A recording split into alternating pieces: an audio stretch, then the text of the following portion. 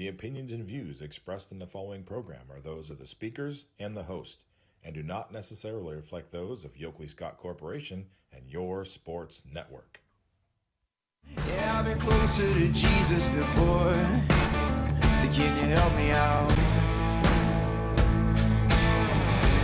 Oh, can you help me out? Am I on my own? Am I on my own? Or can you help me out? Am I on my own? Am I on my own? Or can you help me out? Can you help me out? I've been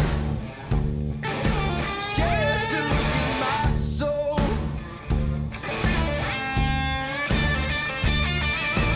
I've been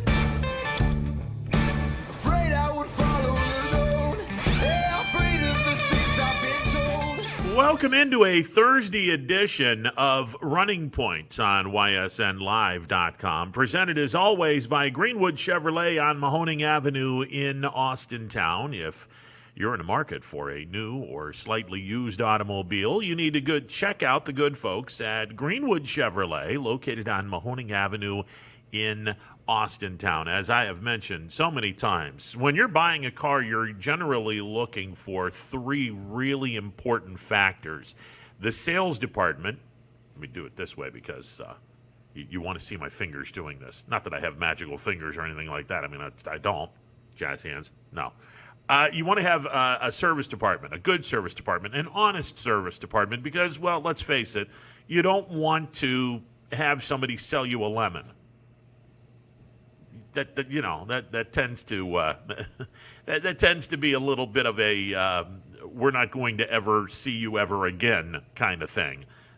So you have to have a really good service department. You have to have a great finance department because, well, even if your credit isn't very good, you still don't want to pay out the wazoo in interest rates. I mean, the higher the lower the credit score, the higher the interest rates. You don't want to be able to sit back and get a car, but then you're paying 95% interest rates because your credit sucks that bad.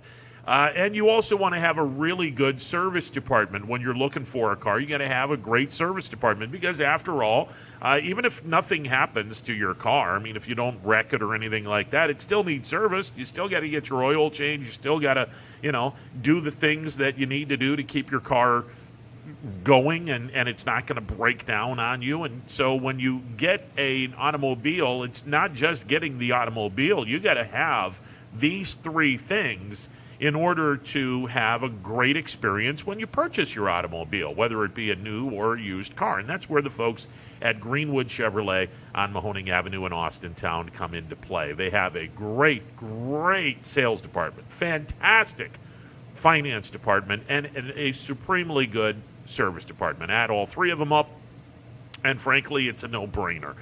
So if you need a new or slightly used automobile, you head over to Greenwood Chevrolet on Mahoning Avenue in Austintown. And we thank them for their fine sponsorship of this here program. MP Vivo Heating and Air Conditioning Hotline, open for business.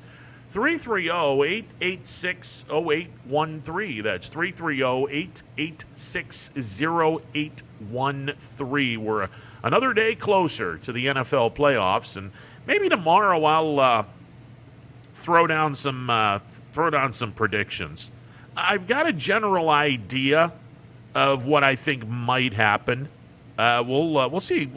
We'll see what transpires. Last night, congratulations to the Salem girls on their victory over West Branch, 49-42. This game was played over in Beloit. These two schools don't like each other. If you've never experienced the rivalry that is Salem and West Branch, let me just say it might be the least appreciated or one of the least appreciated rivalries in the entire YSN family. And that's an interesting conversation because I think a lot of folks would sit back and if you were to talk about the rivalries in our area, I think a lot of folks would pretty much put Mooney and Ursuline at the top of the list. I mean, it's just two Catholic schools in the city of Youngstown, and both of them have a healthy disrespect for one another, a healthy rivalry for one another, and it's a healthy game whenever they play each other, whether it be football, basketball, baseball, whatever sport. It's a healthy rivalry. I think a lot of folks living in Columbiana County would look at the Spaghetti Bowl rivalry between Lutonia and Lisbon. It's certainly been along for a long period of time. They've played each other well over 100 times. It is the longest rivalry in the Mahoning Valley. I don't think it's the longest continual rivalry, because I do believe there was a year during World War II where the two teams did not play each other. But it is the longest rivalry in terms of how many games the two teams have played each other in the game of football. It is the longest rivalry. But I would say Salem and West Branch might be the least appreciated, or at least the biggest rivalry that nobody talks about. Unless, of course, you're in southern Mahoning County and you either graduated from Salem or West Branch. This is a big-time rivalry. These two schools do not like each other in any way, shape, or form. And Salem went to Beloit last night in girls basketball, and they were able to knock off West Branch 49-42. Now, look, West Branch is going to be heard from before it's all said and done. Walter Shields kids are 9-3. They're 4-2 in their league. And they're going to be heard from. They got 10 regular season games left before the tournaments. They're in pretty good shape. They might be one of the very few teams that ultimately gets to get their 22-game season in. And given the fact that COVID has ruined a lot of potential seasons in terms of how many games are going to be played, it's amazing that West Branch has been able to get the amount of games they have been able to get the entire season. And they're 9-3 on the campaign. This is by no stretch of the imagination is this team a team that is going to be just skirting off into the night and not really doing all that much. No, this team will be heard from. Last night, Salem pretty much said, we're the ones that are going to be heard from. And you look at Salem's record, they're 3-0 in the league. They're 7-2 overall. And when you start talking about teams that are in Division II, and again, this year is going to be interesting because not just because of the talent that we have and the improvement of basketball in this area in general, and it's been improving for the last 8 or 9 years, but the fact now that you're going to have two districts smashed into one supersized district, this is going to be a lot of fun. And there's no guarantees that Salem and West Branch are going to be in the same district tournament. Who knows what's going to happen there? And obviously, we've made mention of this. In 6 weeks, the girls' tournament will start. In 7 weeks, the boys' tournament will start. And we'll have a much better idea of where everyone is in terms of how many games have been played, in terms of where your location is in the tournament. We'll have a much, much better indication of what is going to be going on. But I am going to tell you right now, Division II is going to be absolutely, positively loaded with talent. And they're going to be a lot of fun to watch some D2 teams. And you know, the Trumbull County kids, they're just starting to playing some basketball. They're way behind in terms of the amount of games played, but I get the feeling that over the next 6 weeks, and hopefully, knock on wood, Mother Nature decides to not give us a ridiculous amount of snow, which leads to cancellations, which leads to school closings, and it leads to less basketball games. Hopefully, knock on wood, in the next 6 weeks, 7 weeks for the guys, a lot of games are going to be played So the Trumbull County schools and Cheney and East and all the other schools that have lost games are going to be able to catch up. And we've talked about this ad nauseum. Look, I mean, if you can get 18 games in, there you go. You get 18 games into your season, you should be in okay in shape. If you can get 22 games in, consider yourself to be very, very fortunate if you can get 22 games in. And it appears that West Branch is well on their way to getting their 22 games in. But last night, fantastic performance by both teams. The joint was jumping last night as well. Salem gets a win over West Branch. They move to 7-2. West Branch is 9-3. And make no mistake about this, kids, these two teams will be heard from. They'll be heard from in the tournament this year. Two very good basketball teams. Canfield knocking off Fitch last night, 54-28. Canfield getting the victory. Howland, they got their one of their first games under their belt. They knock off Boardman 69-54. Mooney played in their 9th game of the season against Cheney, who was playing in their first game of the campaign. We mentioned about this yesterday. Listen, for the folks that are just starting out, and I understand that, you know, kids are going to be disappointed if they start losing a couple of games. Keep something in mind. And if you're a coach, if you're a player, you got to keep something in mind. The first couple games of this season, you're not going to fare very well. It's not because you don't have a lot of talent. It's because the other team has played in way more games than you have. That's just a reality. And you might find yourself winning those games. And you know what? If you do, God bless. That's fantastic. But if you lose a game, and Cheney lost last night to Mooney, 83-20. Cardinal Mooney had played 8 games prior to Cheney's first game of the season. It matters. Look, it definitely matters. When does it stop mattering? When you're now at a point where you've played enough games where everything is now, we're good to go. Normally that's around game 4, game 5, where you start getting into the groove of things, where the rhythm starts flowing, where everything is starting to work itself out. First couple of games, I mean, everyone knows this. First couple of games, you know, you're still trying to figure out some things, especially when you know, I mean, it's if all things are equal. Two teams that are playing the first game of the year, yeah, it's not going to look razor sharp. You're not going to have that kind of basketball. Now, you can imagine if one team is playing their first game and the other team's playing their 8th or 9th game, you're at a distinct disadvantage. Now, it's not an excuse. I mean, that's reality. You're at a distinct disadvantage. All right, if you lose that game, no big deal. I mean, you obviously want to win all of your games, but I mean, let's be honest. You know, the first couple of games, you're going to be going up against teams that have played far more games than you have, and that's going to matter. But at some point around game 4 or game 5, that's not going to be a thing. That's why I said yesterday, if a team is playing 15 or more games and they're not at 22, but let's say they've played 15 games. They got all their league games in and whatever amount of games that you would play outside of your league to get to 15.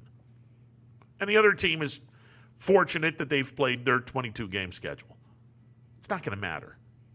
If the other team has played 7 more regular season games than you, it's not going to matter. You've played 15 games. You're into your season. That's not going to matter.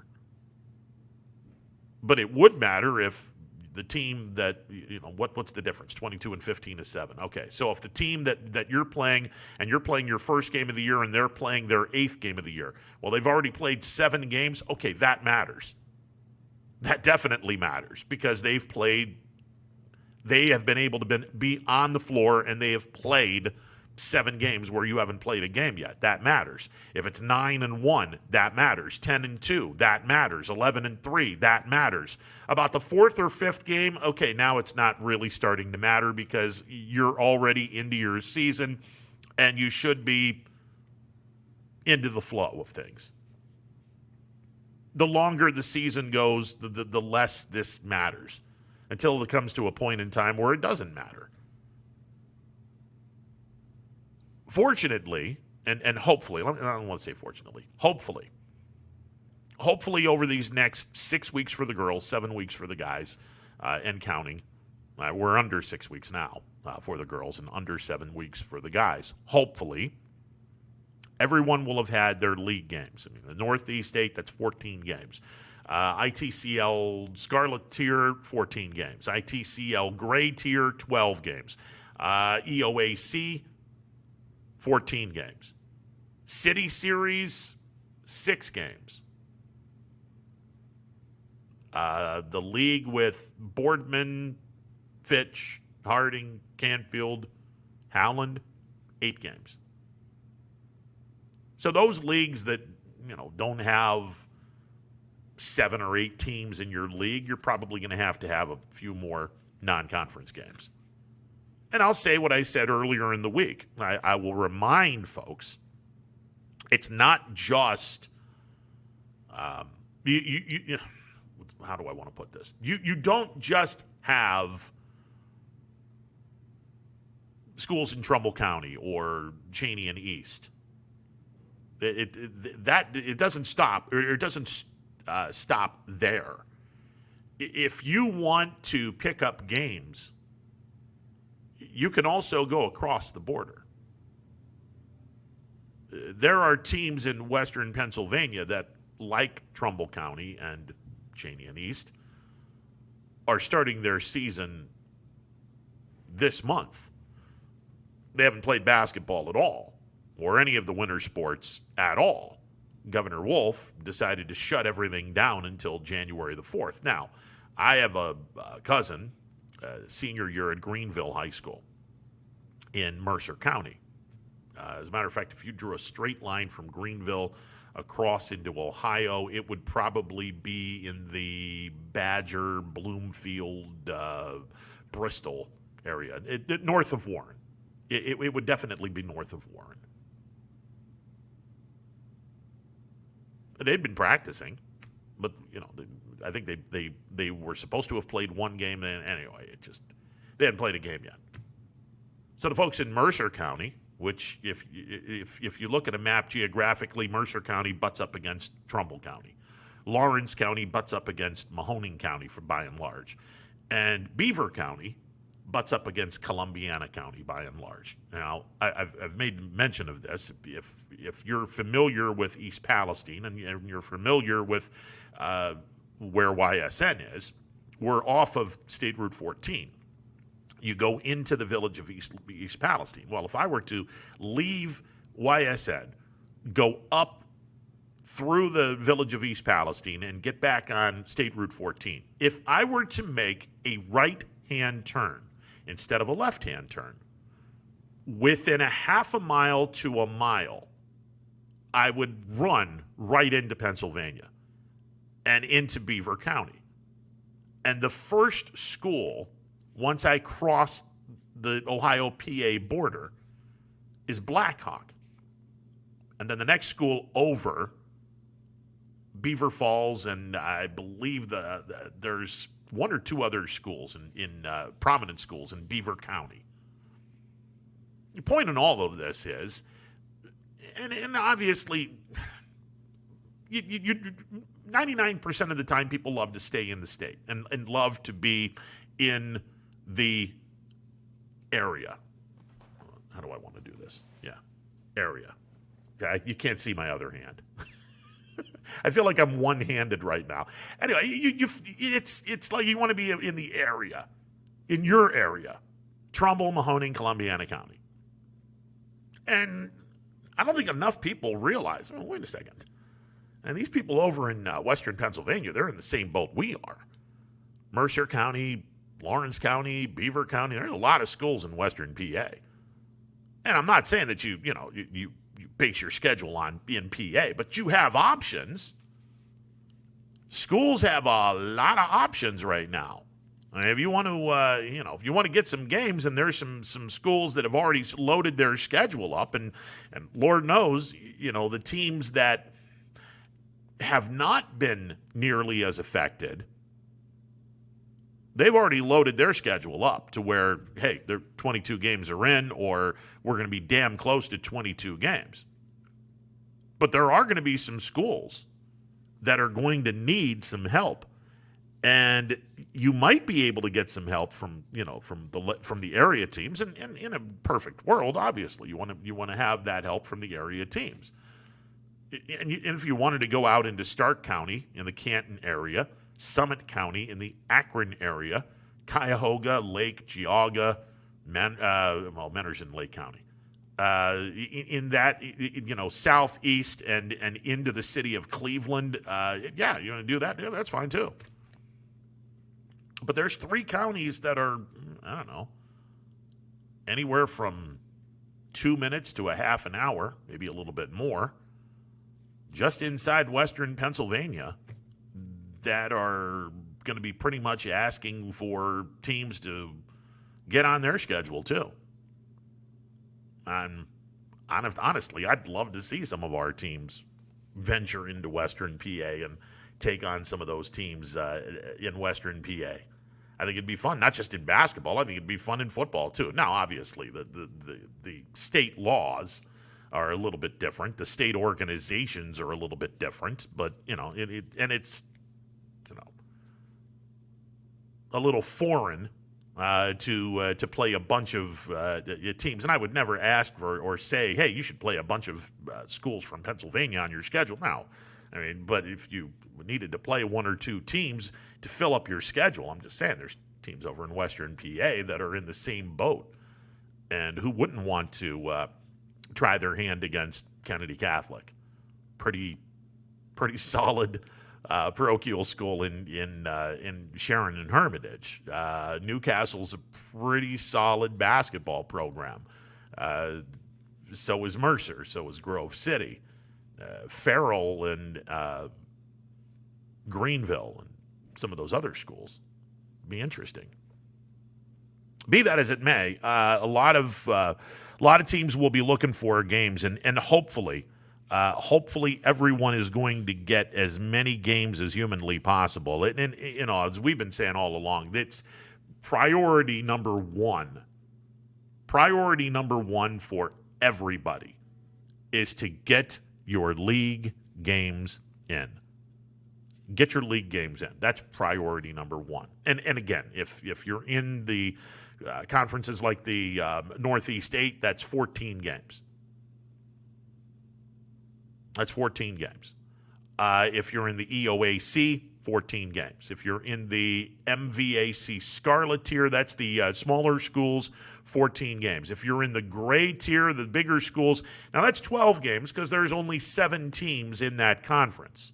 You'll add an 8th team next year in Garrettsville, Garfield. And man, I can't wait for that to happen. The other schools, you're going to have to get some work.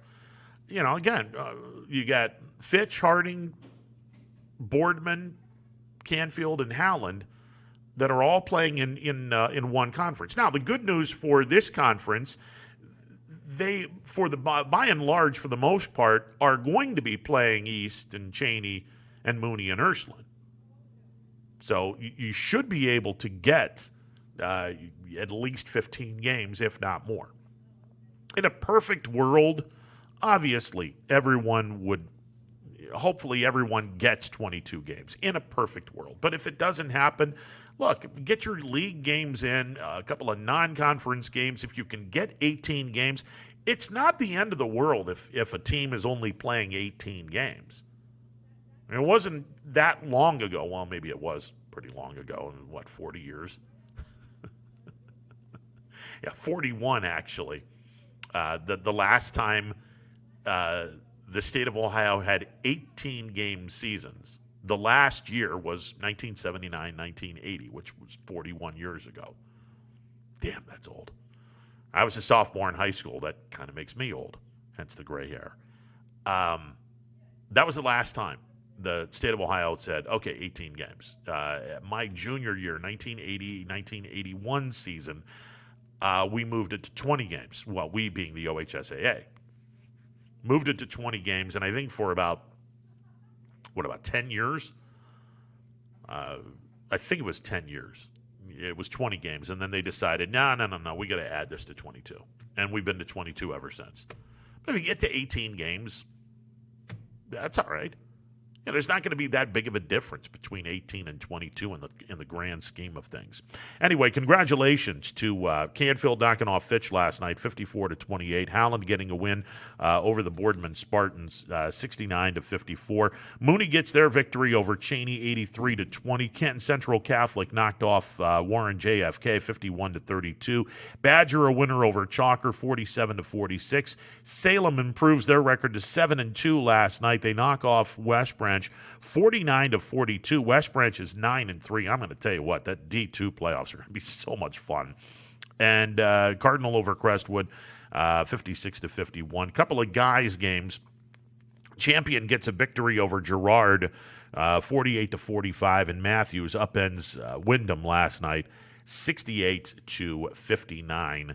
And again, good to see the Trumbull County schools getting into action. And, again, boys basketball on a Wednesday. Normally that's girls basketball.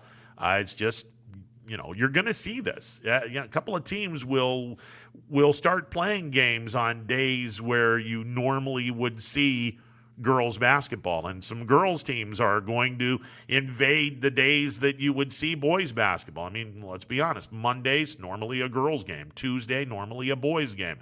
Wednesday and Thursday, normally a girls game. Friday, normally a boys game. Saturday, a little bit of both. You could see 4 games a week for a couple of weeks. I wouldn't recommend that. I'd probably go 3. 3 one week, maybe 4 the next week. And early on, as I've mentioned, the experience is the best teacher. Not necessarily practicing. I mean, I'm assuming all of these schools have practiced and practiced some more. Experience is the best teacher. Get as many games as you possibly can. Ohio State playing Alabama on Monday night. Man, there'd been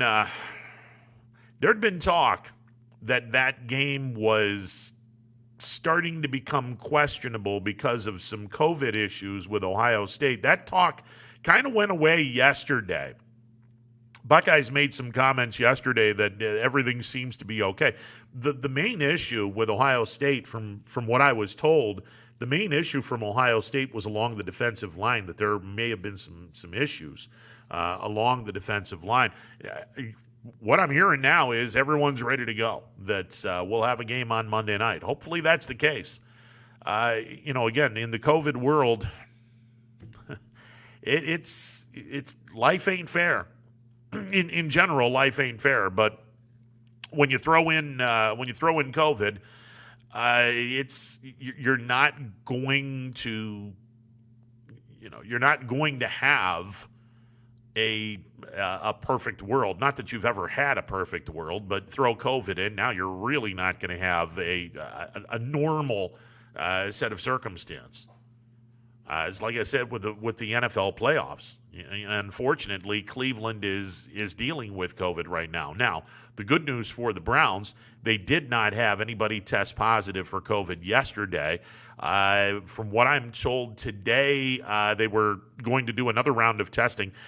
Haven't heard one way or the other with the Browns. They had some news yesterday that B.J. Goodson was activated from the COVID list, the linebacker. So he should be good to go on Sunday night. And obviously the Browns are going to be without first-year coach Kevin Stefanski. He's not going to be able to make the trip to Pittsburgh to coach the game. And we've talked about this ad nauseum. Look, I mean, modern technology as it is today, surely they could, and I'm not asking to potentially expose anyone from the Steelers organization by having Stefanski make the trip and they enclose him in a room in Pittsburgh. Look, I mean, in a perfect world, that would be an interesting idea, but you certainly don't want to expose anyone or potentially expose anyone. My whole thing is, isn't there a way that you could possibly set up a room in the Browns office in Berea or somewhere and have Stefanski wear a hazmat suit or something of that nature, where, you know, a representative from the NFL is like 10 feet away from him while he's calling some plays, and you just go from there, and you're only giving him a closed circuit feed, not a network feed, where he might be able to ascertain a couple of details and pass it along to his coaches. I mean, that's the biggest reason why Stefanski or any coach would not be allowed to coach. The network feed would give a lot of coaches some information that they could pass on to the coaching staff, and it would be the equivalent of Spygate, except nobody's spying. You're just looking at the network feed, where you're getting instant replays and a bunch of other things that you can very easily pass along to coaches, and pass along something that you would normally not see because there's no instant replay in your closed circuit coaches room. I'm sure not many people, have thought of that. I mean, except for the instant replays, and that's only when you have the plays that are being potentially challenged. Again, that's the big reason why your head coach would never be allowed to coach a game from home, because the modern technology of a nationally televised game, the coach can get information from that. But who's to say that you don't give him the television feed, you give him a closed circuit feed. You give him the feed that you would normally see, a coach would normally see on the sideline.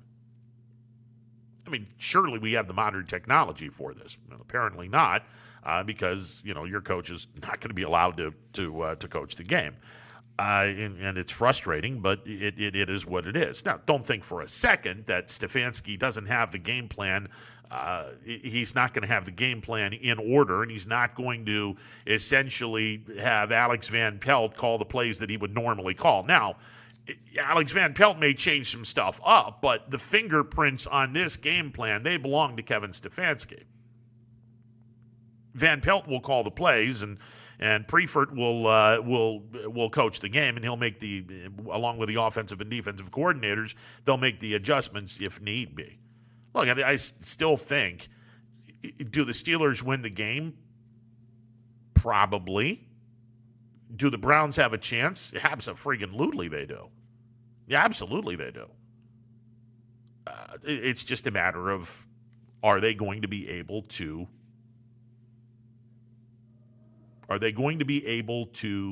play the game, play their game?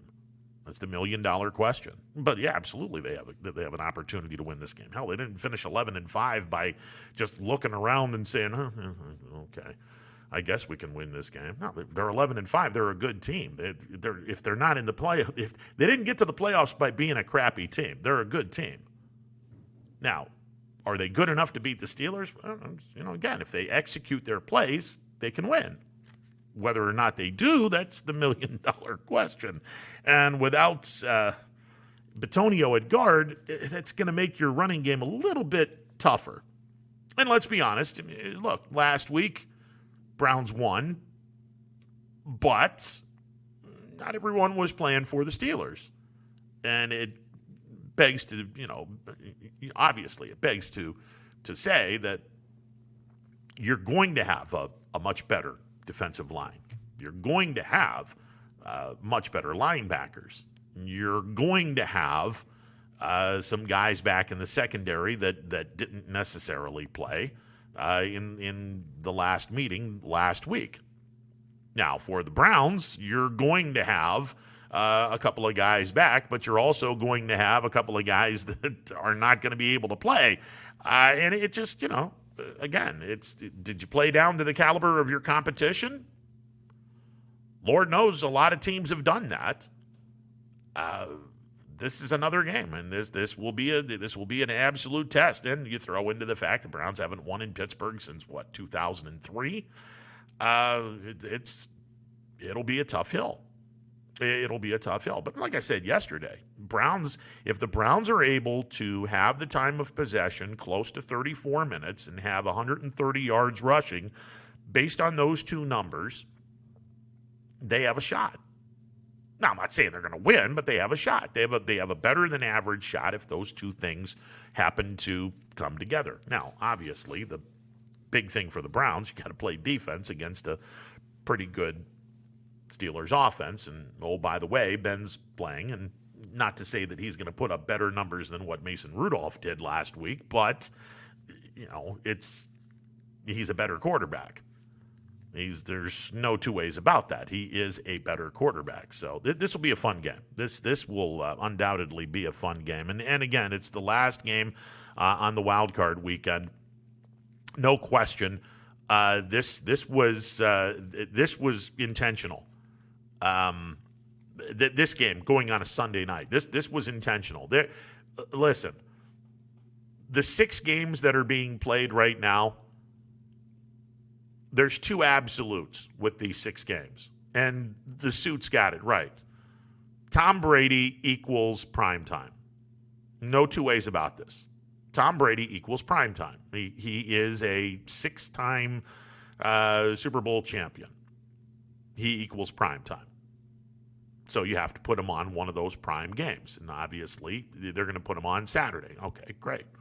So he's going to be on Saturday, and they're going to be playing Washington.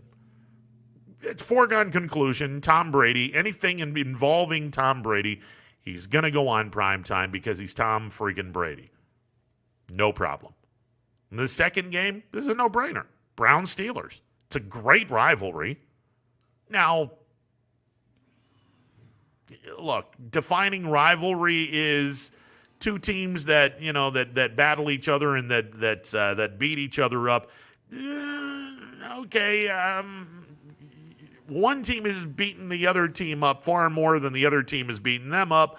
I guess you can call it a rivalry. It's not really a rivalry by definition, but it's more of a domination by definition. But these two teams are in the same conference, in the same division, and it's a pretty cool rivalry. There's no brainer. Put these guys on Sunday night. Absolutely. I mean, Rams-Seahawks, this will be a fun game. It'll be absolutely a fun game. Bills and Colts. I'm going to tell you right now, and I've said this all week long, Indianapolis is going to bring it on Saturday afternoon against the Bills. They are going to bring it.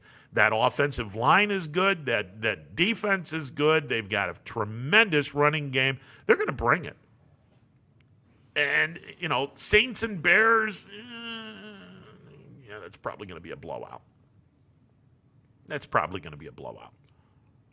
Well, who's the other game? Ravens and Titans. Ravens and Titans are going to be fun.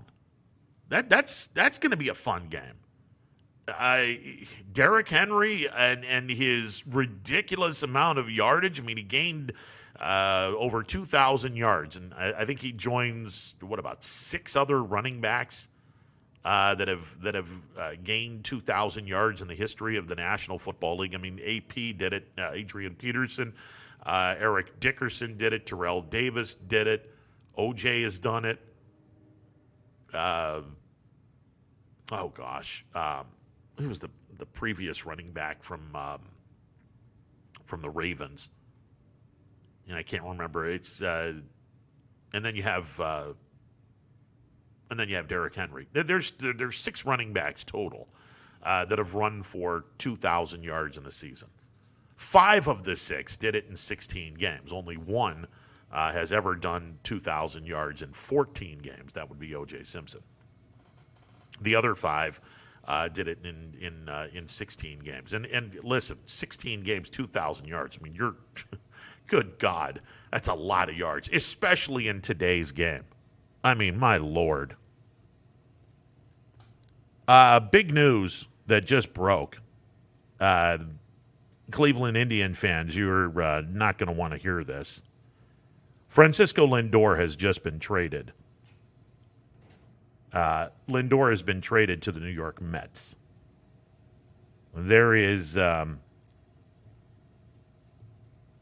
no word yet on who is going to be coming back from the Mets to the Indians. Jeff Passan just tweeted this out. Lindor to the Mets trade is being finalized. Sources telling ESPN this is going to happen. First mega move of the Steve Cohen era gives the team its new face. This is not a surprise to anybody. It shouldn't be a surprise to anybody. I was really, really hoping that with the new name, albeit the new name is going to be coming in 2022, but with the new name and you're gambling that the new name and the new gear are going to get you some really good money. I was hoping maybe that ownership would be able to sign Lindor. It's a pipe dream. And everyone said that Lindor would be traded. Apparently it has just happened. Francisco Lindor going to the New York Mets. Ken Rosenthal just banged this one out. Carlos Carrasco is joining Lindor. This is going to be a mega deal, kids, and we'll hopefully get the particulars on who is coming back in this deal. But apparently,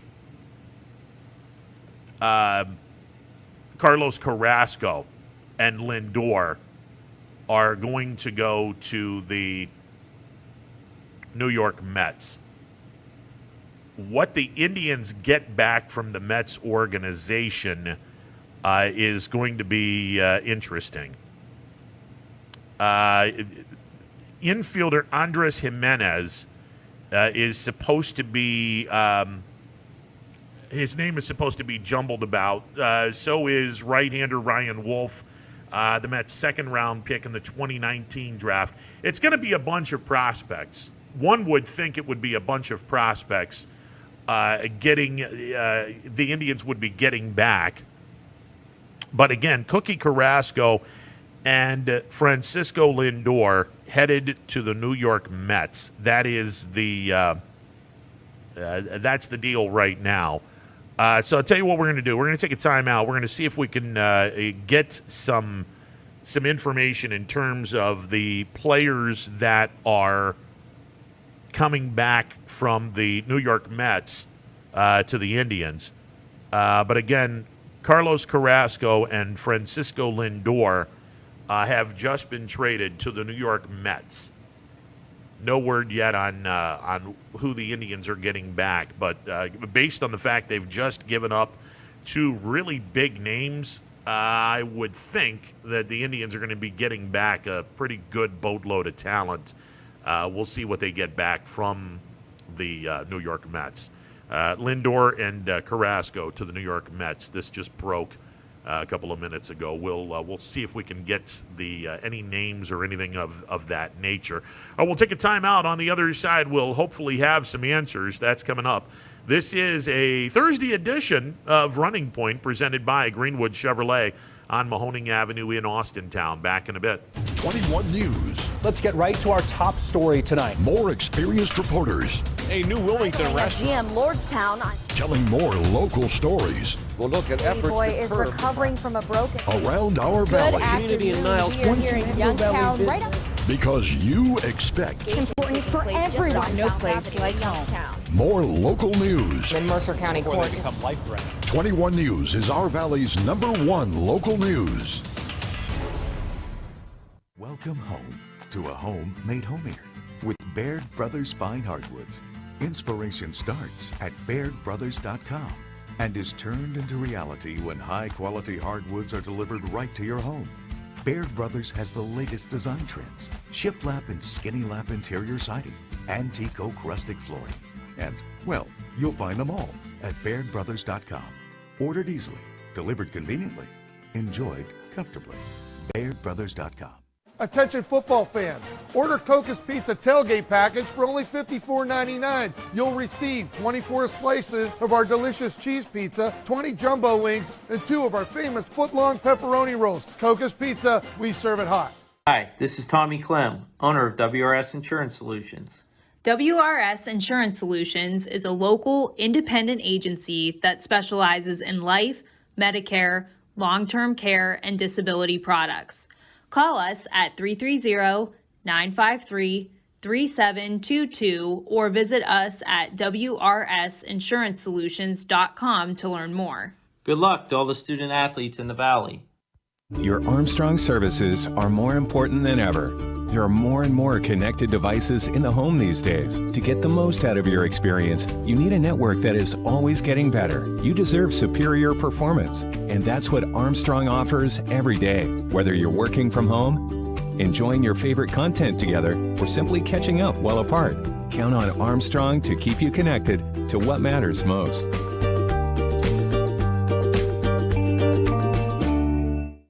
I went to Greenwood Chevrolet because I was really interested in looking at the tracks. Because I wanted my dream truck. Because I've been going there for 20 years. I think whenever we go there, whatever car we're looking for, they have tremendous inventory. If you're looking for people who care about you, Greenwood is the place to go. You know, it's like family there. The girls know me in service. It's Miss Kim in the Tahoe. I'm really happy that I went to Greenwood Chevrolet. Because they really went the extra mile for me. Now we're going the extra mile for you, only at Greenwood Chevrolet. For heating, cooling, and indoor air quality, the Mahoning Valley trusts MP Vivo Heating and Air Conditioning, offering worry-free repair, service, and installation. Call MP Vivo today for a free estimate. MP Vivo Heating and Air Conditioning. We're your energy-efficient experts. Welcome back to a Thursday edition of Running Point presented by Greenwood Chevrolet on Mahoning Avenue in Austintown. All right, blockbuster deal is going to be complete in about 15 minutes. Been told the trade will be made official at 1 o'clock this afternoon. The New York Mets and the Cleveland Indians have thrown down a blockbuster. The New York Mets getting Francisco Lindor and Carlos Carrasco from the Tribe. The players that have been announced as of now that the Indians are getting: slick fielding Venezuelan shortstop Andres Jimenez, right-handed pitcher Josh Wolfe, who is a starter, and outfielder Isaiah Green.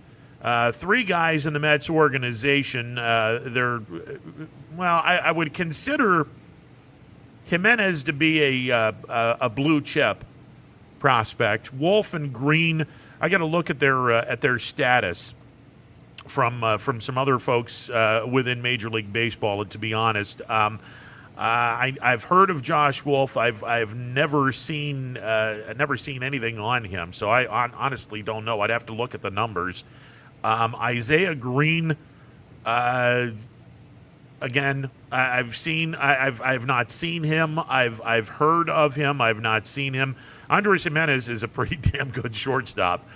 Fielding wise, I don't know if his bat is going to be good enough to play in Major League Baseball or not. It could. He's not a big kid in terms of body size. I mean, he is about 6'1", or no, actually not even that, 5'11", and he's like $160. So he's not a power hitter. He is certainly not going to be a 30 home run guy like Lindor, but he can pick it at shortstop a lot.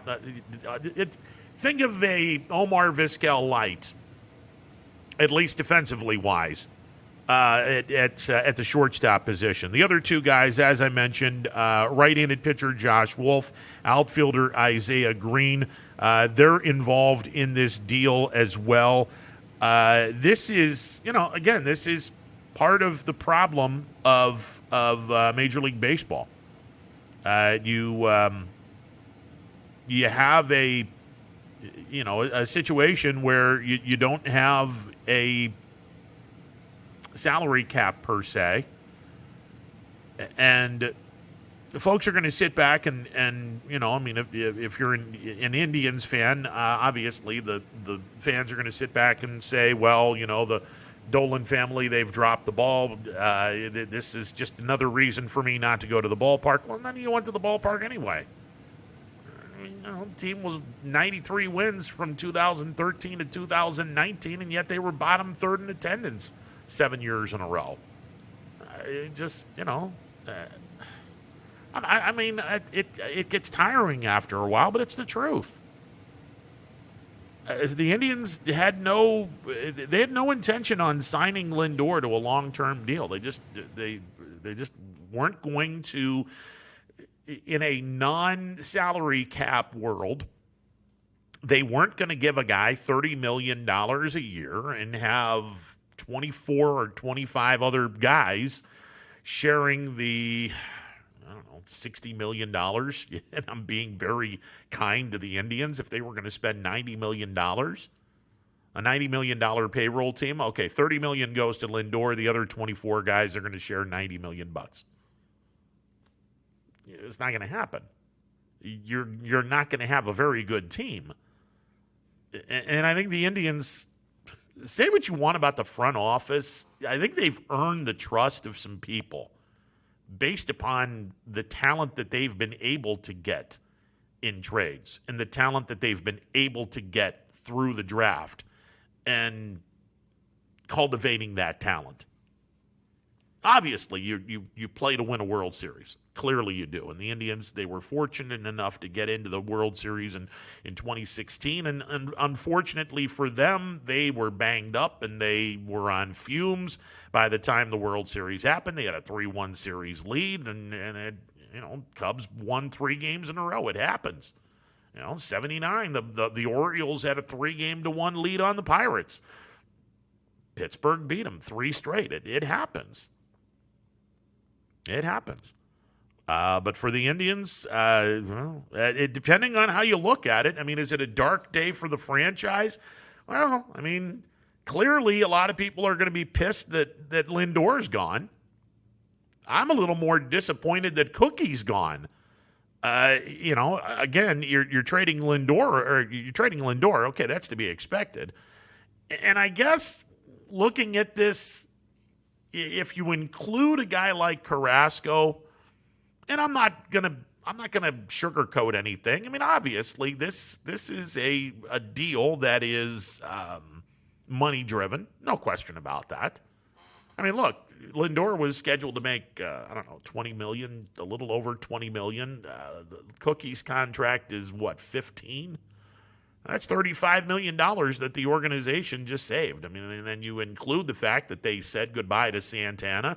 They said goodbye to Cesar Hernandez. They said goodbye to a couple of other players, and a couple of other contracts went away. And now you're probably going to be looking at an Indians team that's going to have a payroll that's going to be a little under $50 million. To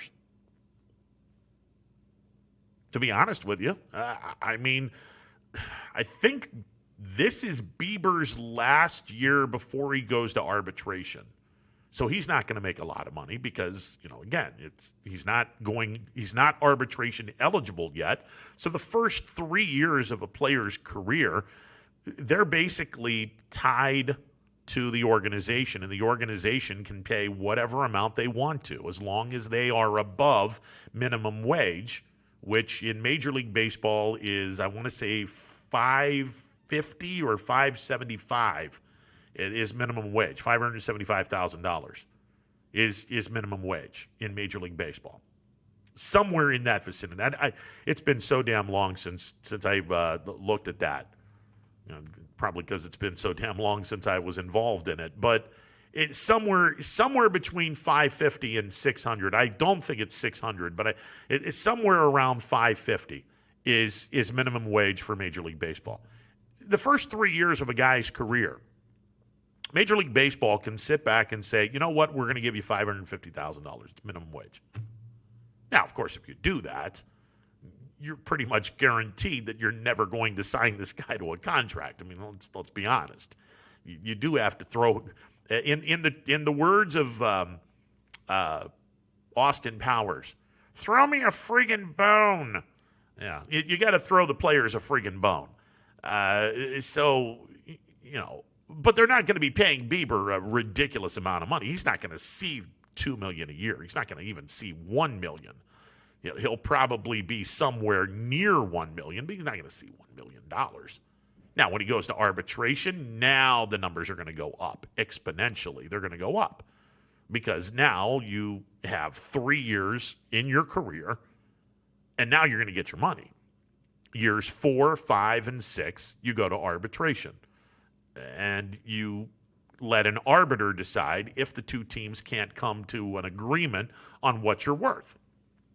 Agent's going to throw out one number, team's going to throw out another number, and their job is to try to meet in the middle or see if you can get as close to what the agent has deemed what you're worth, and not to where the player or not to where the club has deemed what you're worth. Because 99 times out of 100, the club deems what you're worth significantly lower than what the agent says you're worth.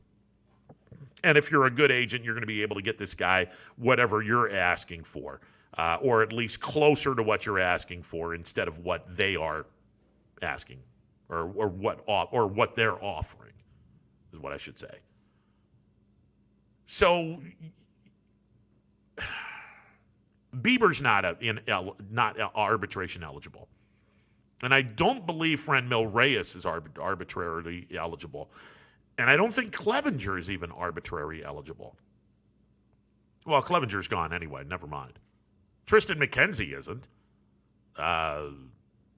The rest of that pitching staff, they're not arbitrarily eligible yet.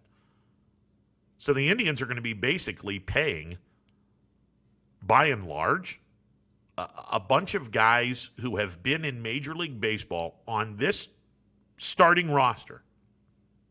Now that Lindor and Carrasco have been dealt to the Mets. And by the way, that's the big story. Lindor and Carrasco dealt to the Mets. Looks like the Indians are going to get a number of minor league players, minor league prospects in this deal coming back to them. The deal will be pretty much official at 1 o'clock. The names will be announced for sure around that time period. The Indians' payroll is going to be ridiculously low. I mean, it is going to be ridiculously low because most of the guys that will be on the Major League roster, on the final 25, 26-man roster, are going to be guys that have played 3 years or less. And that means that they are not arbitration eligible yet, which means that they're under club control for the first 3 years, exclusive club control, where the club will basically tell the player, this is what you are going to get. You don't have a say in the matter. Years 4, 5, and 6, you'll have a say in the matter according to the arbiter, if you have to use an arbitrator. The agent will get involved in years 4, 5, and 6 to determine how much money your agent can get you. But in the first 3 years, it is all about the club, and it is all about the club telling the player, this is what you're going to get, and you're going to like it. And most of the guys that the Indians are going to have on their roster this year, going to be first, second, and third year players. This opening day payroll, I kid you not, kids, this opening day payroll might not even reach $40 million. It may not reach $40 million. You can basically make your own mind up on whether or not it's cheap or a brilliant idea given the fact of what has happened.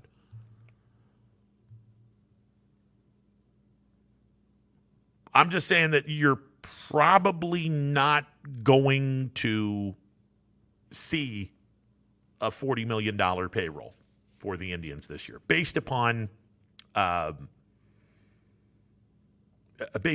what they're going to be getting back, and based upon how many players are going to be on this team with less than 3 years, which means that they're not arbitrary eligible yet, and the team basically says this is what you got. This is going to be interesting. Obviously, the Indians have taken a gigantic step backward in terms of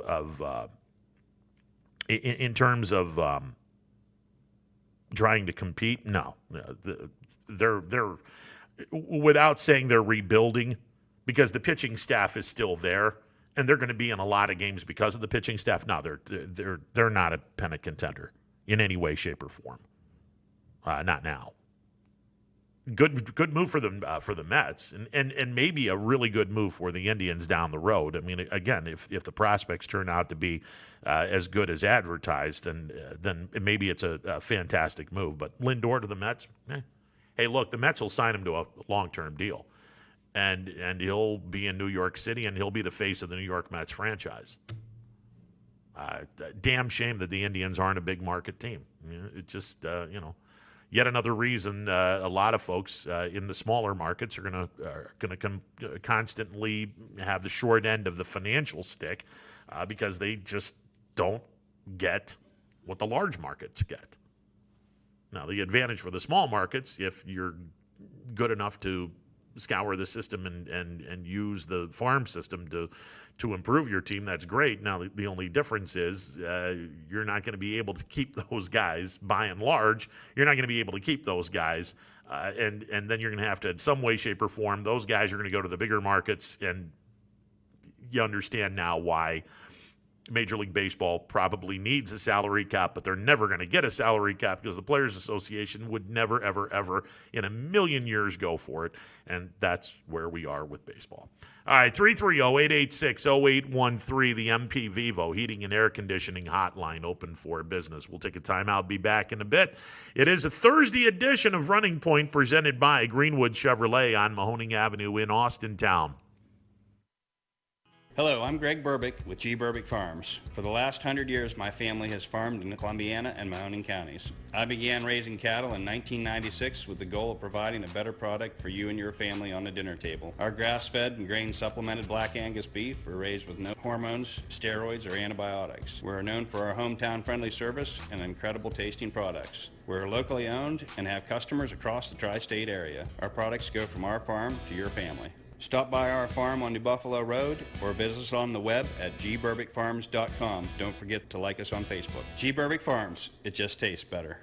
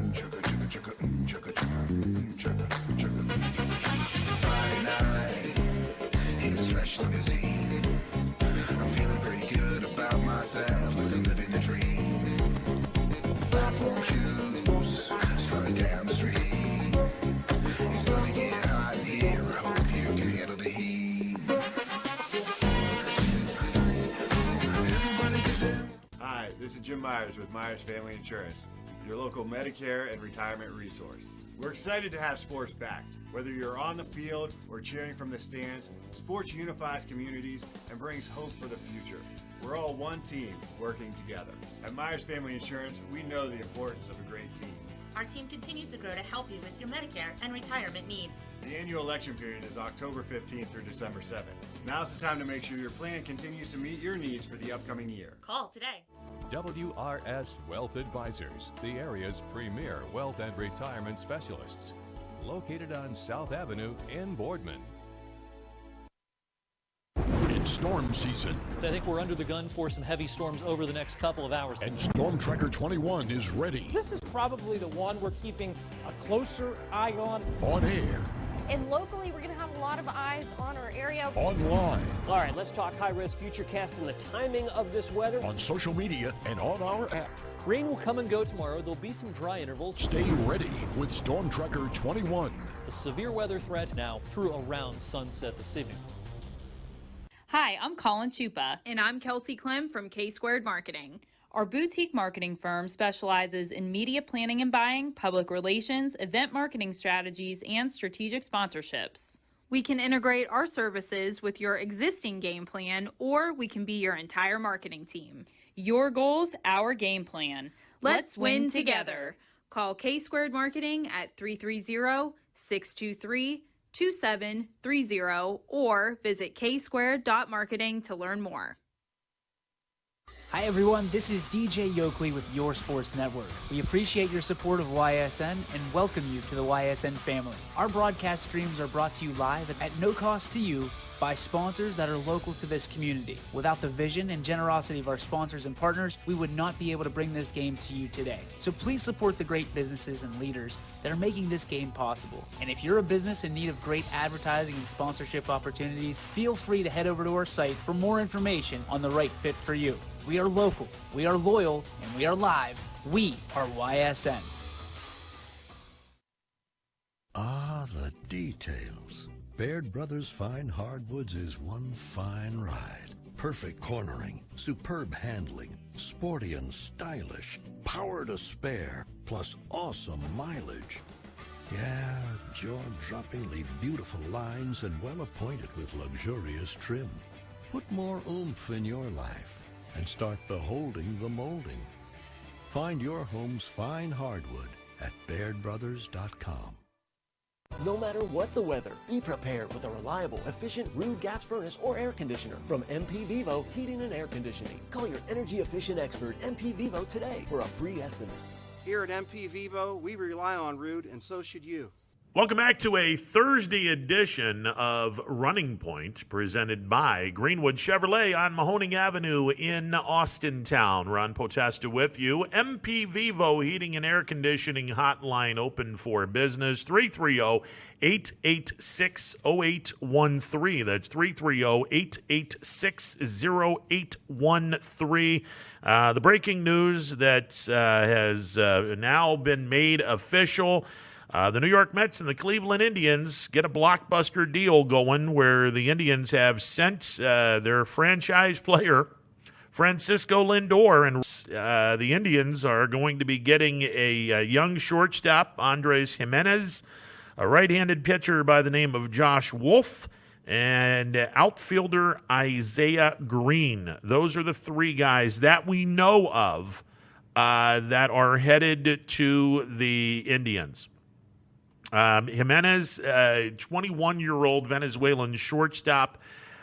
Josh Wolfe was selected in the second round of the 2019 MLB draft. 53rd player selected overall in the 2019 draft.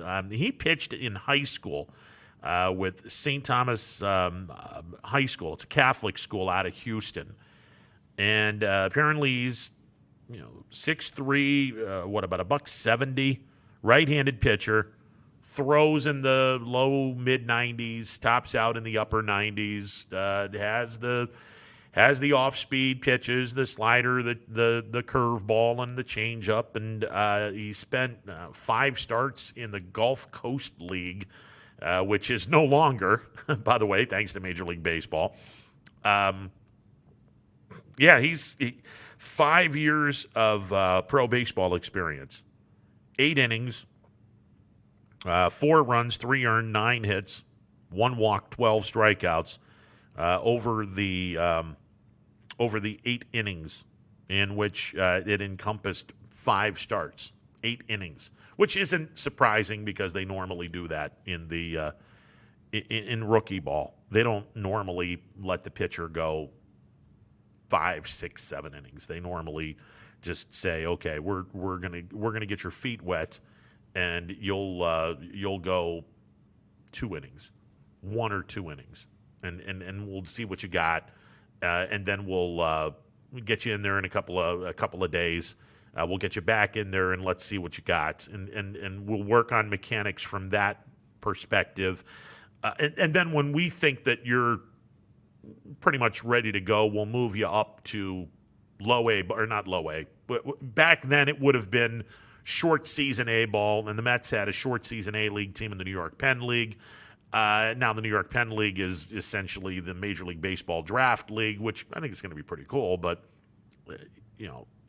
Wolfe will probably wind up playing low A baseball. in 2021, assuming we have minor league baseball. Jesus. We didn't have minor league baseball at all last year. And this is another part of this, that anytime you're making a deal right now for prospects, you also have to keep in mind a high majority of those prospects did not play. They didn't play in 2020. They did not play because there was no minor league baseball in 2020. Okay, there's one other player that was included in this. It's a six-player deal. The Indians also get Ahmed Rosario, Isaiah Green. Those are the four kids that come back to Cleveland in exchange for Francisco Lindor, starting pitcher Carlos Carrasco. Again, the Indians' opening day payroll is going to be about $40 million, if that. Because you got a bunch of kids that are 3 years and under in Major League Baseball. This is going to be a really, really low opening day payroll for the Indians. Make no bones about that. And you know what? The Indians said they lost all kinds of money. Well, okay. I guess this is going to be one way to get your money back. Now, good luck trying to get the fans into the stadium because, you just traded away your – how do I do this? There we go.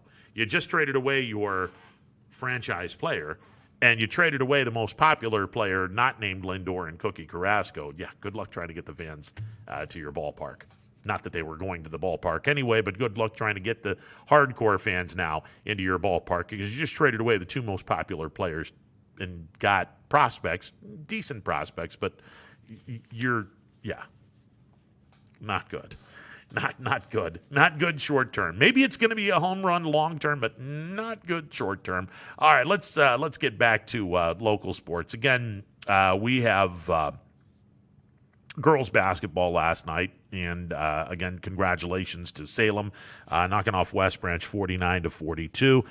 The Quakers moved their record to 7-2. West Branch now 9-3 on the campaign.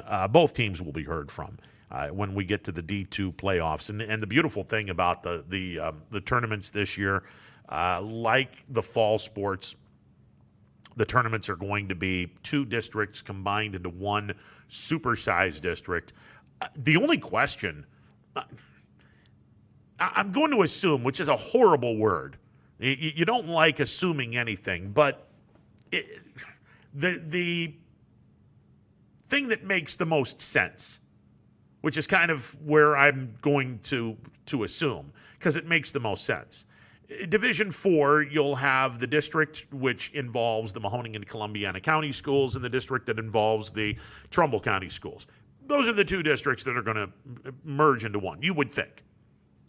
Same thing with Division 3. For the boys, what is it? The Salem district and the Harding district, they'll merge into one. You would think. Nothing official yet. Division 4, it would be Struthers District and the Grand Valley District, merging into one supersized district, you would think. Division 2 and Division 1 are going to be interesting. Division 2, in boys and girls, you normally had all of those teams playing in the same district tournament. So which other district tournament is going to merge with Division 2 to put together that supersized Division 2 district tournament? Same thing with Division 1, by and large. Now, Harding and Howland, the Trumbull County schools, occasionally, not all the time, but occasionally, those two schools tend to venture off into a different tournament. Occasionally. And Boardman and Fitch, and if you're going to go girls, Canfield is Division 1. Boardman, Fitch, and Canfield in girls hoops are normally in the same tournament. And every once in a while, Harding and Howland are in a completely separate tournament. Now, if that's the case, one would assume that those two districts would merge together into one. Same with the boys. Now, in the boys, it's only Harding, Fitch, and Boardman. And more often than not, all three of them are in the same district tournament. Every once in a while, depending on how many teams are Division I, Harding will go to another district tournament. One would assume that you're probably going to have the tournament to the east of Cleveland. And that tournament would include Menor. That district tournament would probably include Menor. Who knows? Maybe they strike gold and say it's going to be the Barberton and that group, which would be west of Akron, in that area. I honestly have no idea how they're going to do this from Division I and Division II. D3 and D4, like I said, it's a pretty good educated guess that you're going to have the teams from Mahoning and Columbiana County that form one district tournament are going to be merged into the other teams from Trumbull County, and those two districts will merge into one supersized district, which will be pretty fun to watch. And like the fall sports, we sat back and talked about the advantages and disadvantages, and there are a few disadvantages. There are no two ways about that. But the biggest advantage in all of this, and we saw it in volleyball, we saw it in soccer, you have an opportunity where you could very well have two teams from our area winning the two districts and ultimately playing each other or taking part in the regional tournament, where you could very easily see, the two teams playing each other. Okay, well, now we're guaranteed one of our teams in the YSN family is in the regional championship game. That's not a bad thing. Or you have one of the teams in the family playing an outsider, the other team in the family playing an outsider, and maybe those two teams win, and you have an all-local matchup for a regional championship, which would be incredible because not only would it be a great game, you would also have one local team making a trip to the state Final Four. It'd be fantastic. And truth be told, you could possibly see two teams in the YSN family get to a regional appearance. I don't know if we're going to have anybody going to the Final Four, in the state Final Four, in boys or girls. It could happen. I hope it happens. Our basketball has certainly improved to the point where it wouldn't surprise me if it happened. Certainly wouldn't surprise me if it happened. But we'll see. We'll see what happens.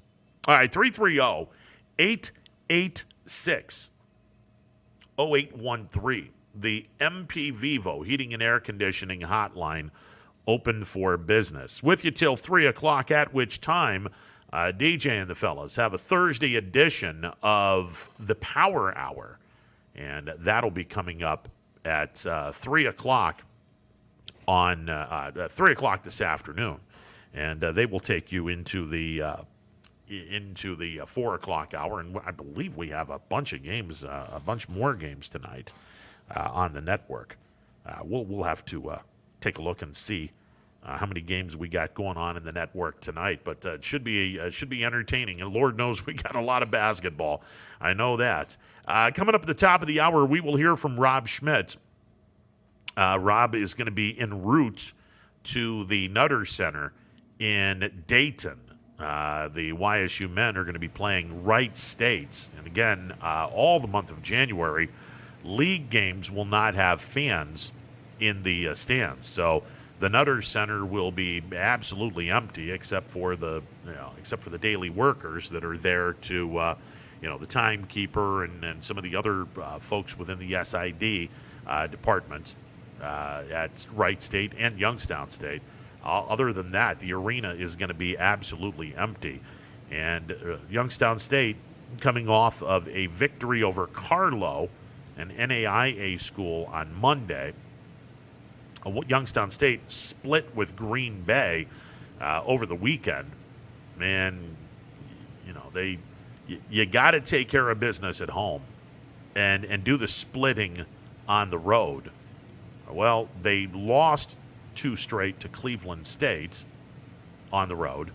So there's 1 game that the Penguins need to make up. And then the Penguins split at home against Green Bay. So there's another game. So using the formula of split the road games, win the home games, based on a 20-game league schedule, you want to go 15-5. You win your home games, that's 10 games. You're going to be playing 5 opponents at home. And those 5 opponents you're going to be playing 2 times each. So if you win all of your home games, that's a 10-0 season. Clearly the Penguins are not going to do that because they've already lost 1 game to Green Bay. So you have to make up one of those games. In the realm / strategy of win your home games, split your road games, you want to finish with a 15-5 record. A 15-5 league record. That would be ideal. Ideally, a 15-5 league record, and you're going to be sitting pretty. If you're not winning your division, you're pretty damn close. Right now, if YSU followed the pattern, they'd be 4-2. Unfortunately, right now they're 2-4. So Youngstown State has some ground to make up.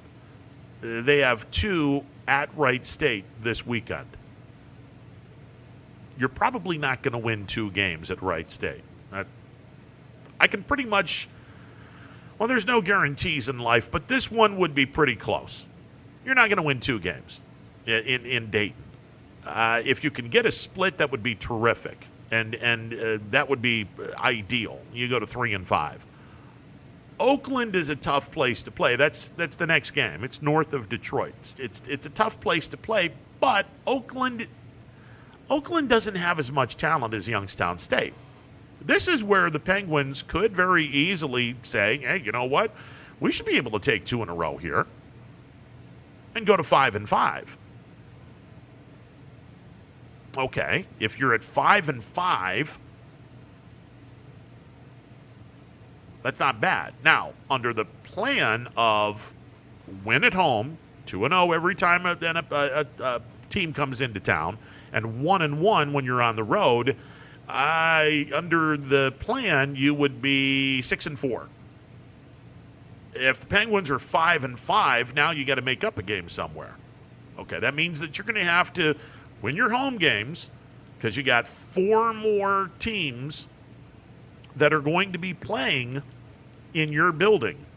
4 more teams are going to be playing in your building, so you got to hold serve in your building. So that's 8 games that you got to win in your building.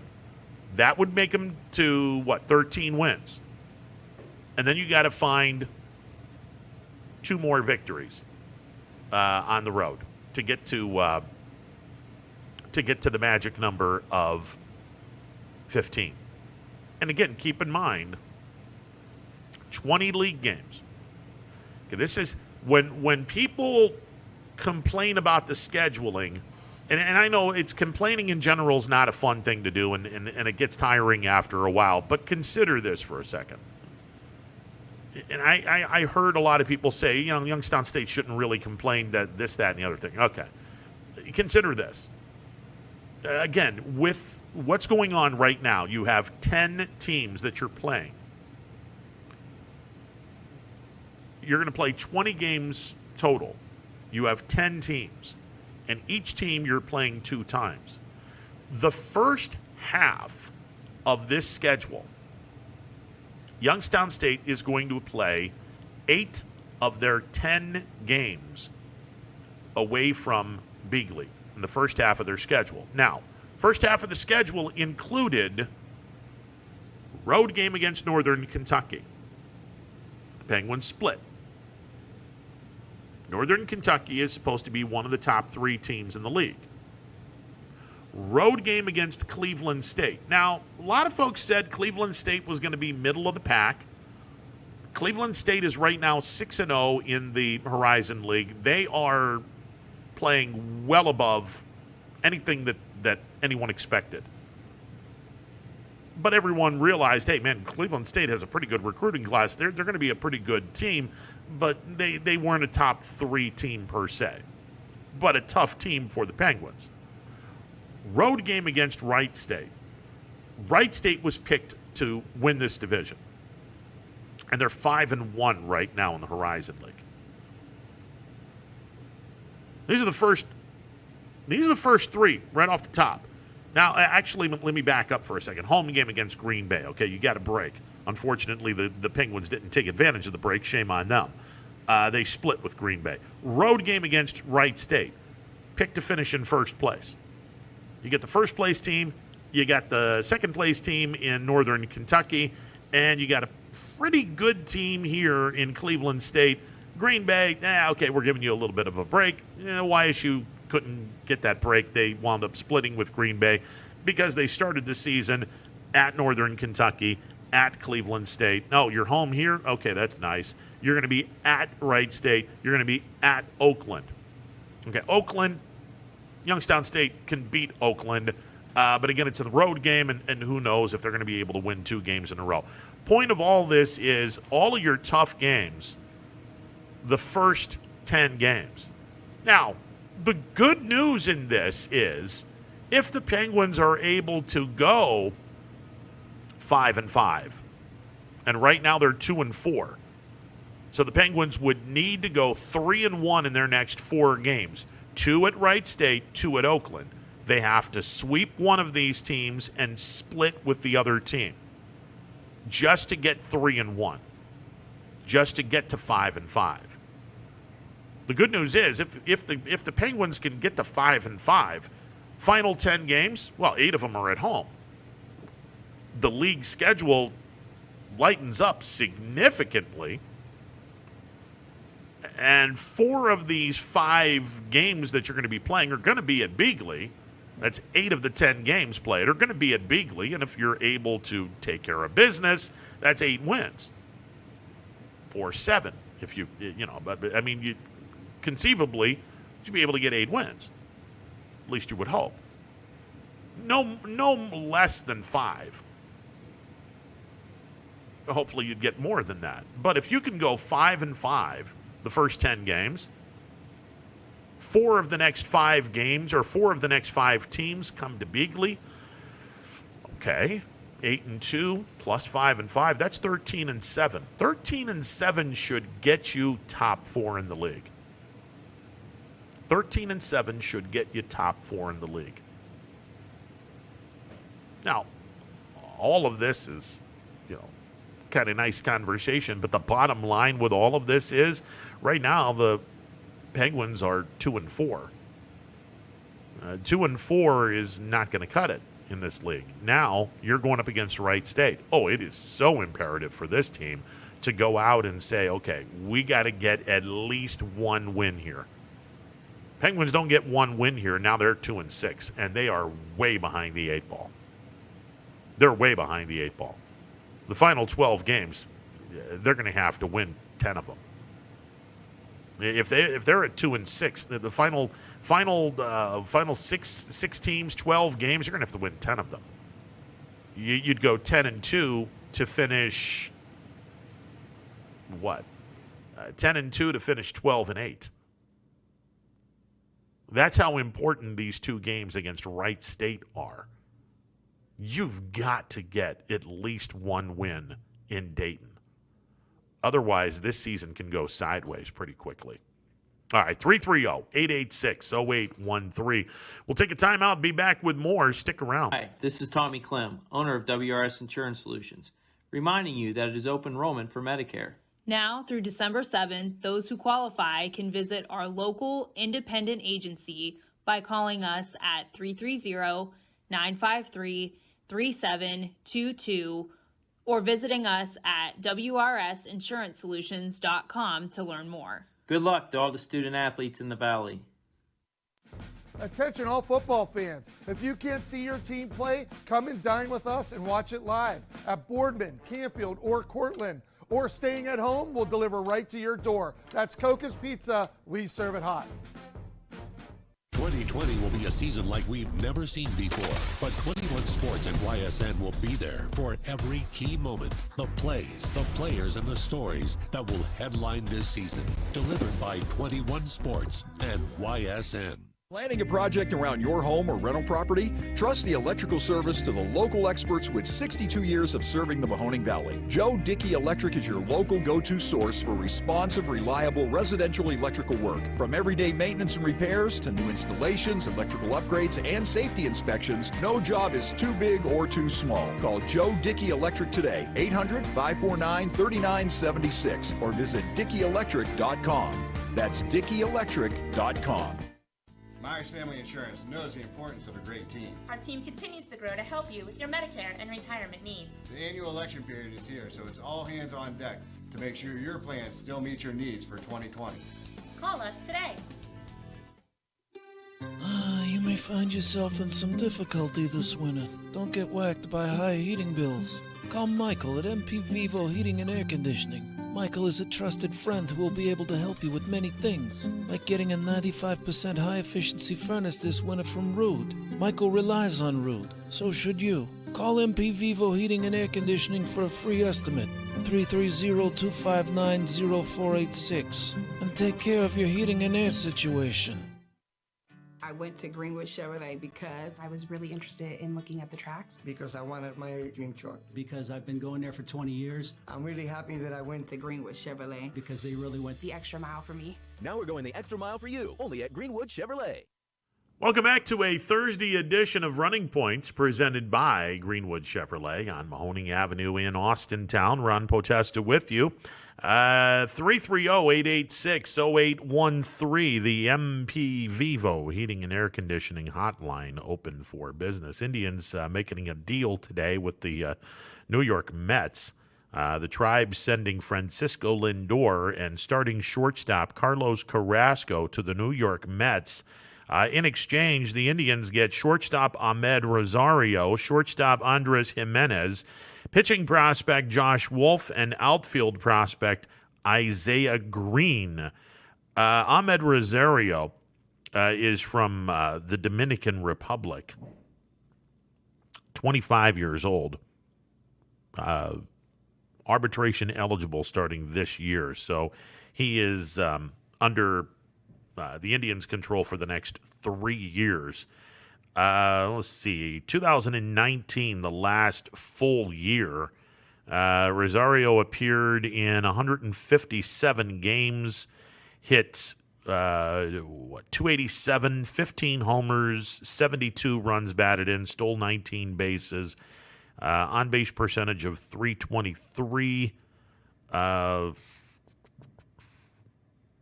That's what is his career numbers? 268 is his career batting average. 4 years, 403 games with the Metropolitans, 32 homers, 148 RBIs in 403 games, 268 batting average, 302 on base percentage. He actually lost his starting job this past year. He lost his starting position, only had 143 at-bats. There was a ton of people that thought this kid was going to be unbelievable, that this kid was the next big-time player. And it might be one of those change of scenery things that could happen. Who knows? Andres Jimenez from Venezuela. He was what is he? He's in the top 10 as far as the Mets prospects. No, he actually he graduated from the Mets prospect because he played in some games for the Mets. He was actually the kid that won the starting position at shortstop over Rosario. So no idea what's going to happen there. The two guys that the minor league guys, Wolfe and Green, are two top 10 prospects in the in the Mets organization. 9th and 10th, according to the pipeline. So, yeah. Thought they'd get a little bit more. Got to be honest. I thought they'd get a little bit more. It is what it is. Obviously the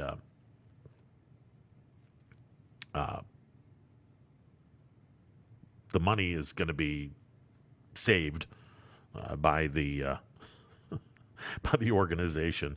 Not that that's going to mean a whole hell of a lot. If you don't have a lot of people coming to your games, it's not going to mean a whole hell of a lot. I can promise you that. Craziness. Absolute craziness. All right, 330-886-0813, the MP Vivo Heating and Air Conditioning hotline open for business. Look, on the surface, if I'm looking at this deal, I'm like, you didn't get enough. You just didn't get enough. You're taking a really, really big chance in hoping that Ahmed Rosario becomes the superstar that everyone thought prior to getting to the major leagues, which is one of the reasons why you have minor league baseball, because so many scouts don't get it right. Listen, this game is littered with people that, oh, he's going to be the next big thing. Well, listen, I heard stories from organizations when I was in minor league baseball. I'll give you a great example. And I'll leave the guy nameless because he's the former big league executive. When the Mariners were the AA affiliate, and I think it was my final year in Jackson, so it had to have been 2008. Phil Plantier, former major league player, and I believe he's now with the Padres. I think he's the Padres hitting coach, if I'm not mistaken. Anyway, he was the hitting coach for our AA team in Jackson. And we started our season in Jacksonville, Florida. Now, Jacksonville, Florida is now going to have a AAA team, which they probably deserve a AAA team because that's a gorgeous city.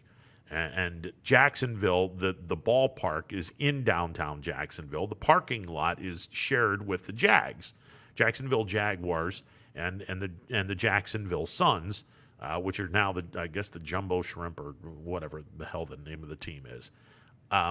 They share the parking lot. Not that you're going to get 60,000 people in to watch a minor league baseball game, but they share the parking lot. Anyway, we're playing our season, opening our season in Jacksonville. It's a 12-hour bus ride from Jackson, Tennessee to Jacksonville, Florida, because really there's no great one way to get from the booming metropolis of Jackson, Tennessee to Jacksonville, Florida. It's just, there's a lot of back roads and highways that you go do south, and then you go take a violent left-hand turn and head to the ocean and go through the panhandle of Florida and hit Jacksonville that way. And it's a 12-hour trip.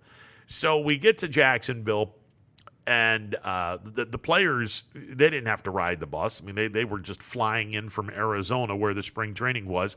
They just flew into Jacksonville. And the hotel was there. Everyone met at the hotel, and obviously the season started. I think it was on a Wednesday or a Thursday, regardless. The Mariners GM and the Mariners farm director are both in town with instructions for the manager, the hitting coach, and the pitching coach. And their instructions were, there's two guys on this team that we care about, and that's it. You guys can do whatever the hell you want to do with these other 22, 23 guys, but there's only two guys on this team that mean something, that are going to help us out. These two guys cannot miss prospects, and they are going to be the cornerstone of our franchise, and you got to take good care of them because they're going to be the cornerstone of our franchise. One of those guys had a very brief cup of coffee career, and it might have even included the Indians. I'm sure Indians fans will remember the name. Adam Moore, decent-looking catcher in the minor leagues, really didn't amount to a whole lot in the major leagues. But, cup of coffee type of career in the major leagues. The other guy, never heard from him. Now, in fairness, he did get an injury, but even without the injury, you were never going to hear from him because he was nowhere near as good as these guys thought he was, Carlos Truenfell. Oh, the conversation was Carlos Truenfell. We believe we have the next Alex Rodriguez. Really? Okay. Now, you guys did draft A-Rod, and A-Rod's a pretty significant player.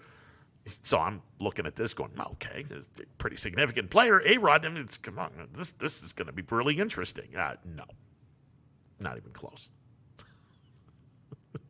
So I'm just like listening, and okay, great, all right. It's a crapshoot. Bottom line in all this, it is a crapshoot. It really is. And the one great thing about the game, and it's not even just. I'm going to even put this in a local spin. Professional spin, local spin. It's the same thing. If you're watching a game and you see someone who is really excelling, whether it be on the field, the court, the diamond, you pretty much know the goods when you see it. You do. You pretty much know the goods when you see it. When I was in the Florida State League in 2002, there was an 18-year-old kid that played in Jupiter, Florida, the Marlins Florida State League team. 18 years old. First time I saw him play, it wasn't anything spectacular, but you saw the goods. And you knew this kid was going to be different. And the fact that he's 18 and he's in high A ball and he's really doing really well in a league that you normally have 21, 22-year-old kids. Yeah, this kid's going to be pretty special. You knew pretty much the first time I saw him, yeah, this kid's going to be pretty special. His name was Miguel Cabrera. Yeah, he's going to go into the Hall of Fame. You pretty much knew when you first saw a guy, yeah, he's the goods. And we'll move this and scale this down in the high school because we're in the business of making sure that kids from high school get their proper due. One of the reasons why YSN is so cool and such a great place is what we do in trying to promote the athletes in all the sports that we cover. And this is a really nice tool, not just for the fans. This is a really, really nice tool for college coaches.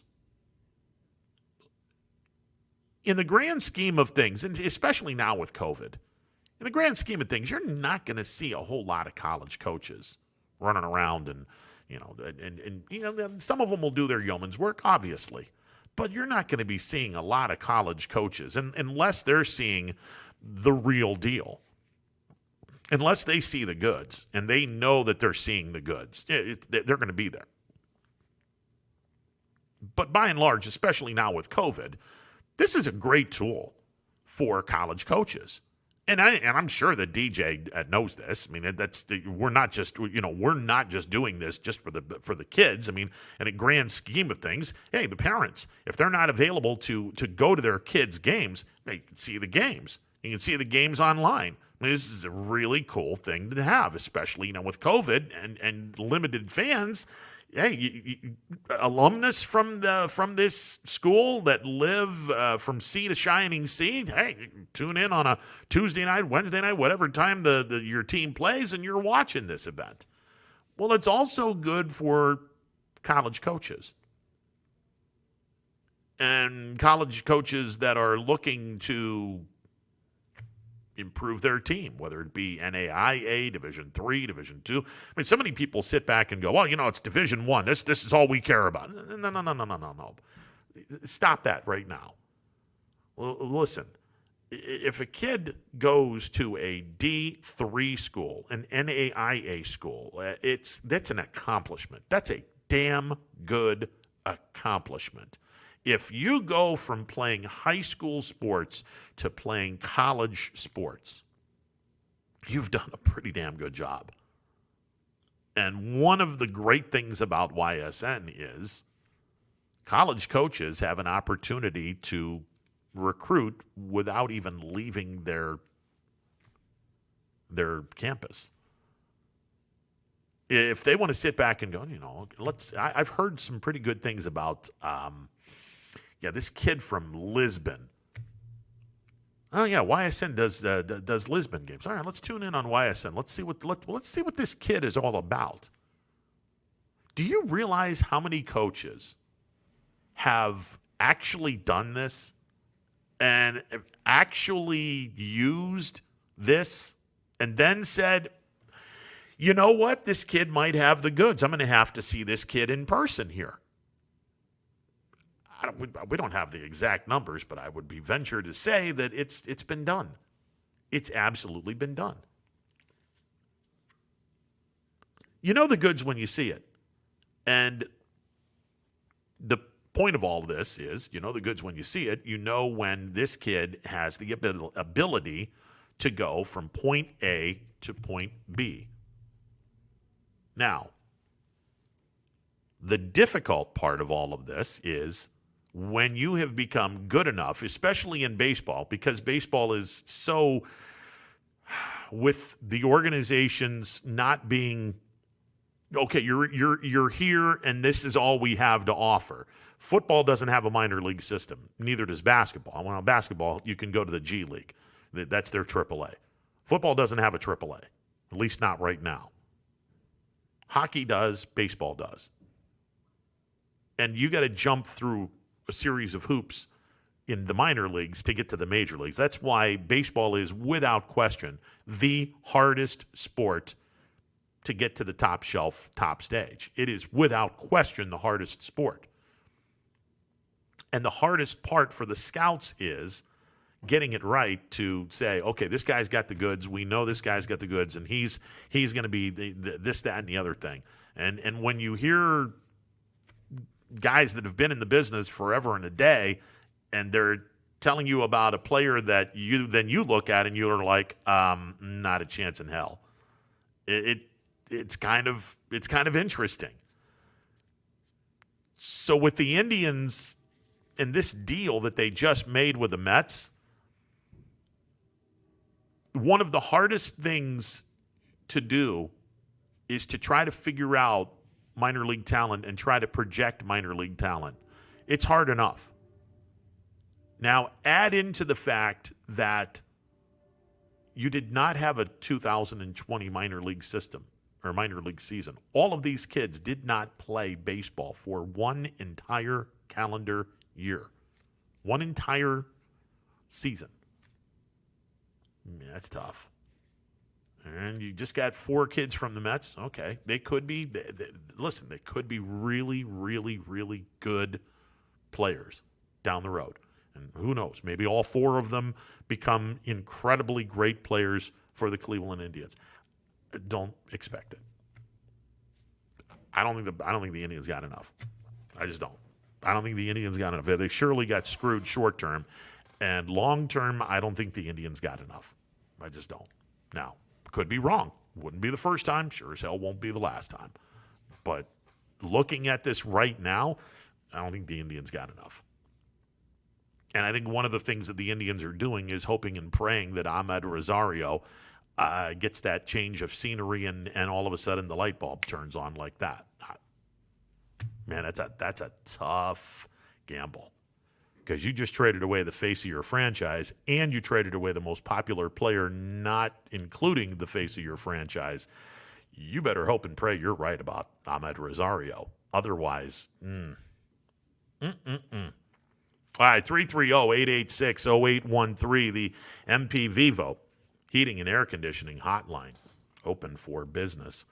Lots of basketball, and again, last night's get used to this for at least for a couple of weeks, especially with the Trumbull County teams. I'm thinking we're going to be seeing some evenings where you would normally see girls basketball. You might see some boys basketball. A couple of actually 3 teams got involved in playing Wednesday boys basketball. Champion picked up a victory over Girard last night, 48-45, and Matthews was a winner over Wyndham, 68-59. We'll see how many boys games are going to be played tonight. But normally, like I said, Monday is normally girls basketball. Tuesdays are reserved for the guys. Wednesday and Thursday normally the girls. Friday the guys, and Saturday the guys and the girls normally do their thing. It'll be interesting to see how many games and how many days away from the normal. Well, like for the guys, Tuesday and Friday and Saturday are your 3 normal days that you would schedule a basketball game. I'm going to be curious how many teams that are way behind in the scheduling, how many teams are going to be willing to play, say, Monday or Wednesday or Thursday. How many of those teams are going to be willing to do that? You'll be surprised. Be surprised how many teams will try to do that, at least in the first couple of weeks. And again, as I've mentioned, experience is the best teacher. You can have all the practice you want, but if you're way behind in games, you probably should be playing basketball, more basketball against teams than practicing. For me, it would be at the bare minimum 3 days of practice, 3 games. Ideally, I'd want to do 4 games and 2 practices and just say, okay, look, we're not going to do this every single week, but at least for 1 week, we're going to play 4 games and you're going to practice 2 days because experience is the best teacher and you guys need all the experience you can get. I mean, that's what I would do, but, it'll be interesting to see what some of the basketball programs, especially in Trumbull County and Cheney and East, it'll be interesting to see what those teams do. I mean, there were 3 games around northeastern Ohio as well. 3 boys games played last night. Matter of fact, St. V's was in action. They lost to Rocky River Magnificat. That's a parochial school up in southwest of Cleveland. Actually, due west of Cleveland, not south. Rocky River is the second suburb due west of Cleveland. It's Cleveland, and then Lakewood is the first suburb due west, and then Rocky River, and then Westlake. So it's due west of Cleveland on I-90. And St. V's, obviously, in Akron. Rocky River beat them last night in overtime, 47-46. Menor was in action, and so was Cleveland Heights Lutheran East, which is a Division III school, which is pretty much going to be giving a lot of teams from our area some really good basketball come tournament time. They beat Solon, a D1 program, last night. And Solon, what was it, about 3 or 4 years ago, went to the state championship game in Division I. They're a pretty good program. Anyway, 330-886-0813. The MP Vivo Heating and Air Conditioning Hotline open for business. Going to take a time out. When we come back, we'll hear from Rob Schmidt. Rob is on his way to Dayton. The Penguins are going to be opening up a series, the YSU men, opening up a back-to-back game against Wright State. Again, YSU men off to a slow 2-4 start, and well, they're going to need to split. They got to split this 2-gamer with Wright State. Otherwise, 2-6 that's a tough hole to get out of, especially when there's only 20 games in your league schedule this year. That is a really tough hole to get out of. So hopefully the Penguins are going to be able to get one from Wright State. We'll hear from Rob coming up in a bit. It is a Thursday edition of Running Point presented by Greenwood Chevrolet. Mahoning Avenue in Austintown. If you're in the market for a new or used automobile, you definitely want to check out the folks at Greenwood Chevrolet on Mahoning Avenue in Austintown. Back in a bit. Baird Brothers remains your source for fine hardwood products. For the time being, we're open for customer pickup only on weekdays, 9 a.m. to 4 p.m., and Saturday from 9 a.m. till noon. Place your order online at BairdBrothers.com. Baird Brothers, for the place you love. Quality, customer service, and integrity. Those are the 4 words that have driven our success since 1957 at Joe Dickey Electric. Joe Dickey Electric is one Mahoning Valley landmark business that stays current with the requirements of our customers. Family owned and managed, we are an electrical contractor and energy solutions provider. Every member of our team adds to his or her skill set through ongoing training. Residential, commercial, industrial, automotive, and more. We keep ahead of the needs of our customers with a fleet of more than 50 vehicles and 24/7 emergency service, so you're never left in the dark. The 4M Company, being an architect and construction manager for over 40 years, has had the opportunity to use many different electrical businesses for our projects. The depth, quality, and knowledge and attention to detail displayed by Dickey Electric makes them stand out above all the rest. For state-of-the-art expertise and a timeless commitment to our customers, contact Joe Dickey Electric. We are everything electrical.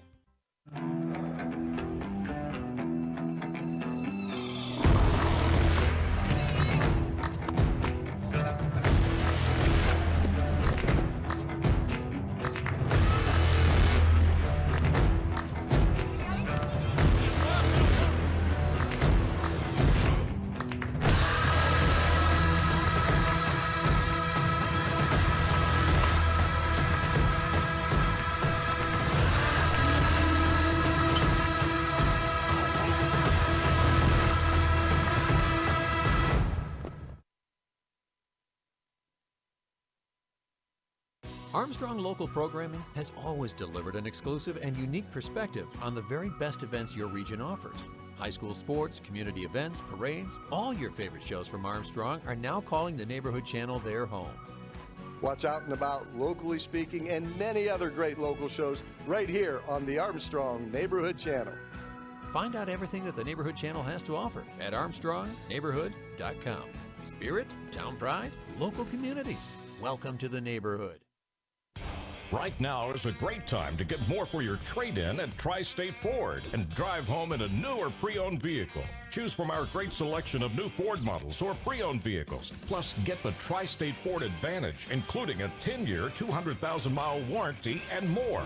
At Tri-State Ford, we'll pay you top dollar for your trade, but you don't have to purchase one of ours to sell us yours. Customer focus, community driven. Tri-State Ford East Liverpool or visit tristateford.net. 21 News. Let's get right to our top story tonight. More experienced reporters. A new Wilmington restaurant. GM Lordstown. Telling more local stories. We'll look at efforts boy is recovering from a broken around our valley. Good afternoon. We are here in Youngstown, right up. Because you expect. It's important for everyone. No place like home. More local news. In Mercer County Court. Become life-threatening. 21 News is our valley's #1 local news. Welcome home to a home made homier with Baird Brothers Fine Hardwoods.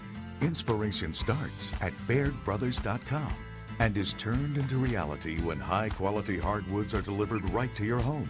Baird Brothers has the latest design trends, shiplap and skinny lap interior siding, antique oak rustic flooring, and, well, you'll find them all at BairdBrothers.com. Ordered easily, delivered conveniently, enjoyed comfortably. BairdBrothers.com. Attention football fans, order Coca's Pizza tailgate package for only $54.99. You'll receive 24 slices of our delicious cheese pizza, 20 jumbo wings, and 2 of our famous foot-long pepperoni rolls. Coca's Pizza, we serve it hot. Hi, this is Tommy Clem, owner of WRS Insurance Solutions. WRS Insurance Solutions is a local independent agency that specializes in life, Medicare, long-term care, and disability products. Call us at 330-953-3722 or visit us at wrsinsurancesolutions.com to learn more. Good luck to all the student athletes in the Valley. Your Armstrong services are more important than ever. There are more and more connected devices in the home these days. To get the most out of your experience, you need a network that is always getting better. You deserve superior performance, and that's what Armstrong offers every day. Whether you're working from home, enjoying your favorite content together, or simply catching up while apart, count on Armstrong to keep you connected to what matters most.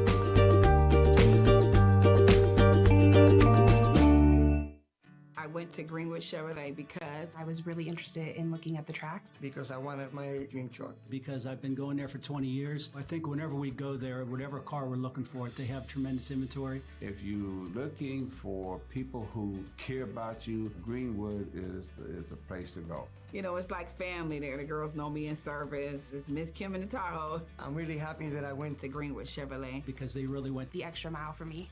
Now we're going the extra mile for you, only at Greenwood Chevrolet. For heating, cooling, and indoor air quality, the Mahoning Valley trusts MP Vivo Heating and Air Conditioning, offering worry-free repair, service, and installation. Call MP Vivo today for a free estimate. MP Vivo Heating and Air Conditioning. We're your energy-efficient experts.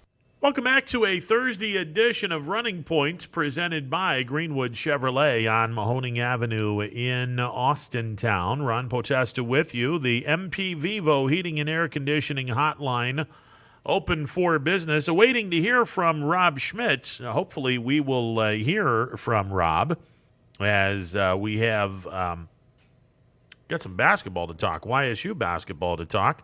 Hopefully we will hear from Rob Schmidt momentarily, as they are en route right now to the Nutter Center in Dayton, where the Penguins will be playing Wright State on Friday and Saturday.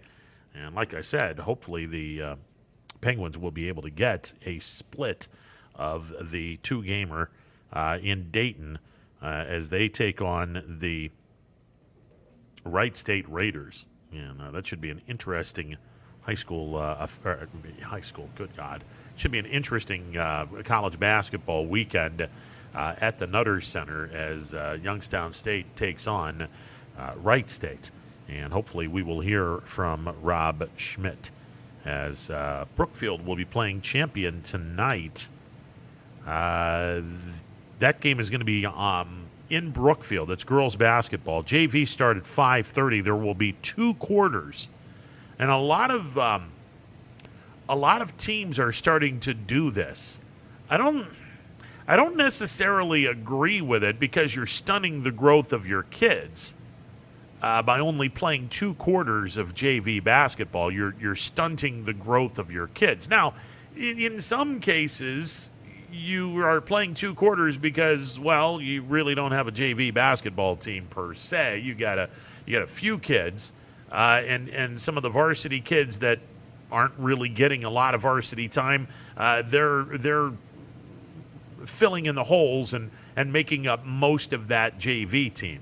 Okay, I can sort of understand if you're doing it from that perspective. I know there's a lot of teams and a lot of games that we're seeing that have turned into, well, we're going to play 2 quarters. Well, that doesn't make any sense. It doesn't make any sense at all to have 2 quarters of basketball for your JVs. It doesn't make much sense at all. I mean, unless you're talking about a small amount of teams. Okay, then maybe it makes sense, but it normally doesn't make a whole lot of sense to just play 2 quarters. It just doesn't. Some pet peeve, I guess. All right, 330-886-0813, the MP Vivo Heating and Air Conditioning Hotline, open for business with you until 3 o'clock. And let's get to the phone lines right now. I believe this is going to be Rob. You're on the MP Vivo Heating and Air Conditioning Hotline. Batting 1,000. There you go. Mr. Schmitzer, Mr. Schmitzer, how are you today? We're making some modifications. We're putting up some signage over at Beagley and just finished putting up some new signage over at Beagley for the rest of the basketball season. There you go. That's what I'm talking about. Yeah, all right. Had a bust of sweat today. All right. Listen, you guys are going to be in action tomorrow and Saturday, a little 2-gamer with Wright State, and is it imperative for the Penguins to get a split, at least a split. The Penguins right now 2-4, and you get a split, you take on Oakland the next week. There's a path to 5-5, and then You look at the rest of the back half of the schedule, 20 league games. You've got 8 of the 10 league games after Oakland. 8 of those 10 league games will be home. So, if the Penguins can get to 3-1 in these next 4 games, a split against Wright State, the unenviable task of trying to win 2 in a row in Oakland, but it's not out of the realm of possibility because I think YSU could do it. Now you're looking at 5-5. And 5-5 looks pretty damn good going into the final 10 games. But, Rob, it is important that the Penguins get at least one at the Nutter Center tomorrow or Saturday against Wright State. Well, I love your enthusiasm and optimism, but really what you've got to worry about is, plain and simple, you've got to worry about tomorrow night's game. That sets the table for what you'd like to see happen and what we'd all like to see happen. But tomorrow night's game is your first concern. That's the game that our guys have to come play. It's nationally televised. They played well the last time they were nationally televised. They've got to come out and play a good first 20 minutes of basketball. And this is going to be a difficult test because, as we know, Wright's really the best team in the league. Even though they got beat by Oakland last weekend, they're still the best team in the league. They have the best size. They have the best player. They're a very difficult team to score on because of the type of defense they play. This is a tough matchup in their building with no fans. It will be a mausoleum because it's a big building. It's a difficult task for our guys this weekend. But you got to start in the first half, and they've got to come out and shoot the ball well, and try to get to the free throw line. We played well there last year, and obviously beat them here at home last year, but we played well there last year, and this is a little bit of a different team, with the exception of Loudon Love and Tanner Holden. They've got some new faces, so we'll see, how their new faces hold up. Tanner Holden's having a great year. It's not just Loudon Love, which is what makes Wright State so very dangerous. But our guys have to shoot well from mid-range tomorrow, and they've got to defend. They can't give up 77 points again to Wright State. They have to defend tomorrow night. Loudon Love is such a difficult matchup, and obviously the Penguins do have a number of big guys that will probably take turns in trying to play defense on Loudon Love, but he's such a really good player, a polished player. It's a matchup nightmare. Well, and that's the thing. He's a smart player. He's as smart a player in this league as Matt Howard was at Butler. He understands his position. He's not a guy that's going to want to go out and shoot threes. Grant Basile, who's 6'9", sometimes likes to shoot threes. Let him shoot those all day. Loudon Love knows what he's good at. He knows what they need him to be good at. And right now, he's not leading the team in scoring. That's Tanner Holden. But what he is, he's a double-double. He's consistent. He's one of the best rebounders in this league. He does have a tendency, though, to turn the ball over. So, because he likes to facilitate, you can force him into some turnover. So there is a little chink in the armor. It's not like this guy is a superstar and should be playing at Duke. He's very, very good, and he deserves all the accolades he gets. But there is a chink. And if you get him at the free throw line, he's not very good. So, if it comes down, push comes to shove, and, you think they're going to him for a basket, I'd put him at the free throw line. Well, Michael Akuche, and you and I have talked at length about Michael and his game and how important Michael is to the Penguins. The senior leadership, number one, the defense, and when Michael is not in foul trouble and he's playing his game, he can get it done on both ends of the court. But you're going to have to see an awful lot of Cheick Traore, and that's the kid that I think is the wild card in this weekend. I think if Cheick plays a solid game defensively between he and Michael Akuche, and throw a little Will Dunn in there, the three-headed monster could very well get the job done in the 2 games, or at least that's the hope of the Penguins coaching staff. No, I agree that Traore has to have a big game this weekend. He's a freshman, so a lot's going to be asked of him. But, I'd like to see him continue to mature as a basketball player.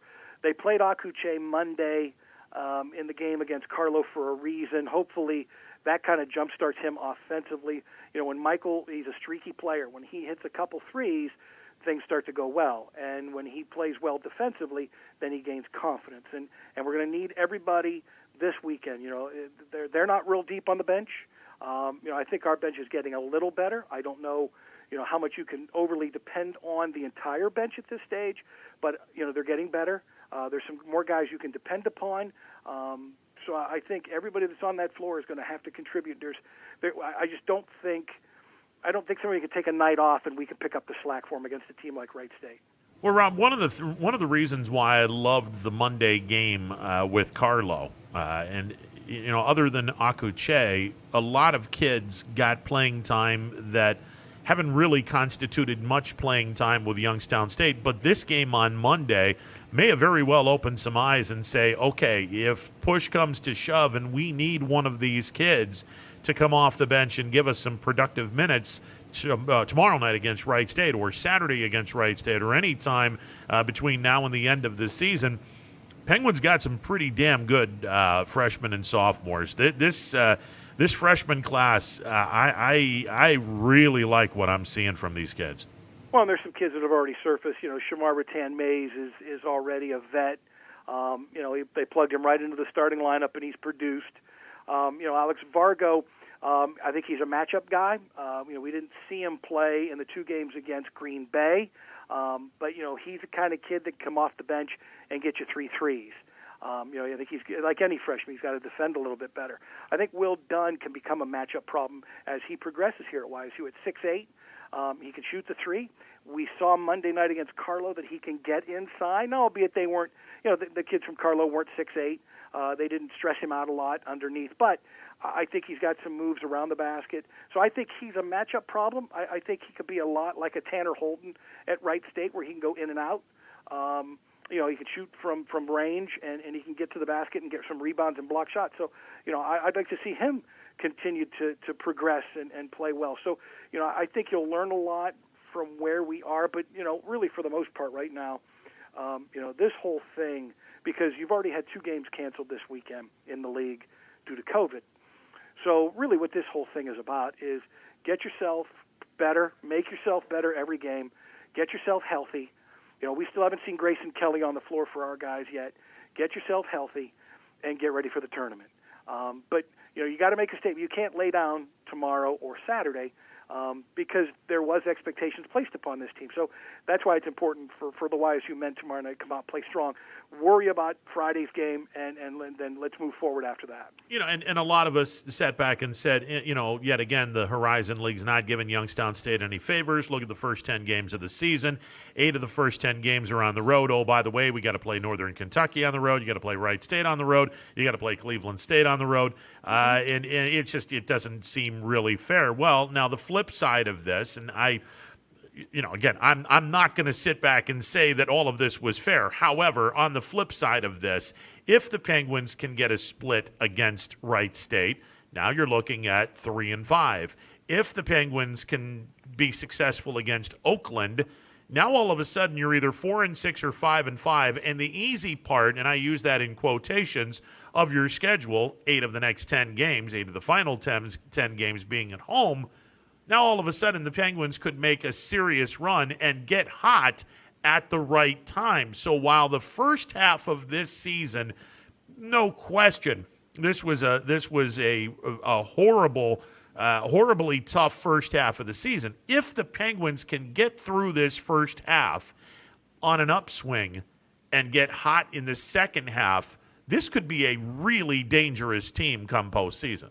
Well, that's the nice thing. As you've talked about before, playing 8 of the last 10 at home, and really what it is, it gives you an opportunity to get into a rhythm, gain some confidence, and as you said, get hot, because you can win at home. So, you could be playing your best basketball in the second half of the season because you get a chance to be at home, because the guys have gotten into a better routine, you get more practice time, and that's really what it's all about. So, use each game as a learning curve.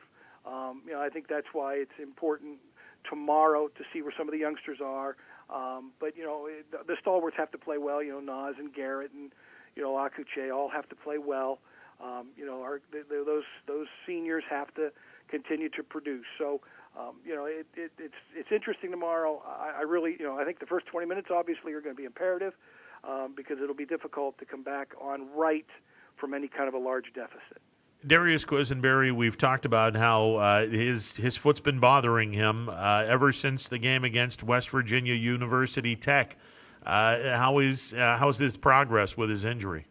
Don't know. And in all honesty, and I hate to tell you that, and I can't really speculate. I did not get a chance to get over to practice before the team left for Wright State today, and I did not have an opportunity to swing by practice because, being that the team, the coaches, and the trainer are all Tier 1, and staff and administration are Tier 2 and Tier 3. I really don't get an opportunity to be as close to the program as I was last year or in any previous year, which it's disappointing to me, but I understand. So I don't know, to tell you the truth. I would imagine that ankle's still bothersome. Should he play, I would imagine that he's still going to be less than 100%. But he's a gutsy kid, he's a smart kid, and I wish him the best. Rob, how disappointing is it for you from your broadcasting standpoint and how different is it for you from a broadcast standpoint of dealing with and doing games in a COVID world for the university? Well, I mean, for me, the only real change is going to be like tomorrow night. At the Nutter, because it's such a big arena. Beagley, we've got a really nice little setup here on the upper deck. At Cleveland State, they kept us on the floor. Northern Kentucky, they put us on the balcony, which wasn't too far removed from the court. Tomorrow night and Saturday at Wright State, they're going to put us on what I always call the party deck. And it is ground level, and it is like being at the old Coliseum, or even Rocket Fieldhouse now, and you're in the upper deck. You are far from the floor at the Nutter. I know their broadcasters have struggled making sure they get the right names and numbers. You don't get explanations from the officials. That was a difficult thing Monday. When you and I were working the Carlo game and there was a double technical, you don't always get the explanations from the officials that you used to when you're on the floor. As far as preparation, I see the teams. I can go back and watch video of previous games that everybody plays, so that doesn't really change as far as prep is concerned. It's just your positioning. And I like being elevated, but I think tomorrow night's going to be ridiculous. Yeah, see, I'd just as soon rather do the floor. Now, the disadvantage with the floor is a lot of people can get in your way. Mm-hmm. The referee could get in your way with his positioning, and then you got to stand up or try to maneuver yourself around the official. If you're in a place where in high school ball, and it's been a while for you doing high school basketball, but refresh the memory. You can have some people literally walking past you, trying to get to their seat as you're doing a game. So there's advantages and disadvantages of everything. It's where we are at Beagley. I think it's a really nice a nice venue. But like you said, we don't get the explanations from the officials, where if something happens, the officials normally come over and they will they'll tell you what's going on, and you obviously don't get that where we are, but we get a good location though. No, in fact, when I did high school games, several years ago, 20 years ago, a lot of times like at Warren Harding in the old field house, I was virtually where I'm at now at Beagley. I was up in the balcony. I remember at Champion High School, I was at midcourt, but I was at the top 3 rows of the bleachers. So, that's an instance where some people could walk in front of you, stand up, kind of alter your line of sight. Places like Girard, you were on the floor and you were in the corner of the floor. So Warren Kennedy, I've been in between bleachers. I've been in, same thing you've been. You've been up in some bird's nests, places that are elevated, like at midcourt in like a little box where they videotape. So, that's one thing that this whole COVID thing, as far as being placed, doesn't bother me because, I've been at most high school gyms in this valley between Trumbull, Mahoney, and Columbiana. So, you get a wide variance. Yeah, a wide variance of where you're at. No two ways about it. Yeah, that doesn't really bother me. The only thing is you're just not as close to the team. So, when you go to practice, I don't know what they're preparing for. I don't get a feel for any kind of defensive change. Are they going to switch and go zone? Are they going to switch and go man? Are they going to try and double down on Loud and Love, which I'm sure they will? It's those little things at practice and shoot around the day before games when we're on the road that I don't get to go to. That's the only real change. Over the weekend, Youngstown State played Green Bay. In the first game, YSU gets an 84-77 victory. You have 4 guys in double digits. Naz Bohannon was just an absolute beast, 32 points, 12 rebounds. The defending men's basketball player of the week. He had a tremendous weekend against Green Bay. Garrett Covington had 13 points. Darius Quisenberry had 12. Shamir Rattan-Mays had 11 points. 4 guys in double digits in the victory. And then you turned it to Saturday, and only 2 guys were in double digits, and the Penguins wound up losing to Green Bay in the second game, 79-69. Green Bay outscored YSU 47-36 in the second half, and they just looked like they wanted the game more than YSU did in that second half. And that's what these second games are in these back-to-back series. It's really who wants it more, who has the best stamina, but who's going to go for the 50-50 balls. It's really a matter of desire in these these second games, the back half of the 2-game series. That's why I think when you win game 1, it should fuel you. Sometimes it makes you a little lackadaisical. Maybe you take a deep breath and take a sigh of relief because you won game 1. You're not playing with a great sense of urgency. That's what everybody's trying to feel. And it's not just YSU. Everybody in this league right now is trying to figure this whole back-to-back thing out and what works, what doesn't, who can you play, how many minutes can you play them on Friday before they're exhausted on Saturday. That's what they're all trying to figure out. And that's why I think, as you go through this, I think that the better teams will start to emerge, and I think you'll see, schedules will start to even out. I think teams that started off with a difficult schedule, that'll all balance out in the end. But yeah, no, it's true. I think you got to want it more in the second half, and that's what Green Bay did. And it's so different, and you and I talked a little bit about this, Rob. I mean, it's just so different, the back-to-back format where, we're not going to see Wright State at Beagley this year. Both of those games are going to be played at the Nutter Center. We're not going to see Northern Kentucky. Both of the games were played at Northern Kentucky. And, there's a lot of coaches have a lot of different theories on, okay, if you're going to, how do you want to go about this in the first game? Do you let it all hang out in the first game? And then if it doesn't work, then obviously you do some adjusting, and the second game you have a larger sense of urgency. Do you win the first game? And obviously you want to win every game. You win the first game.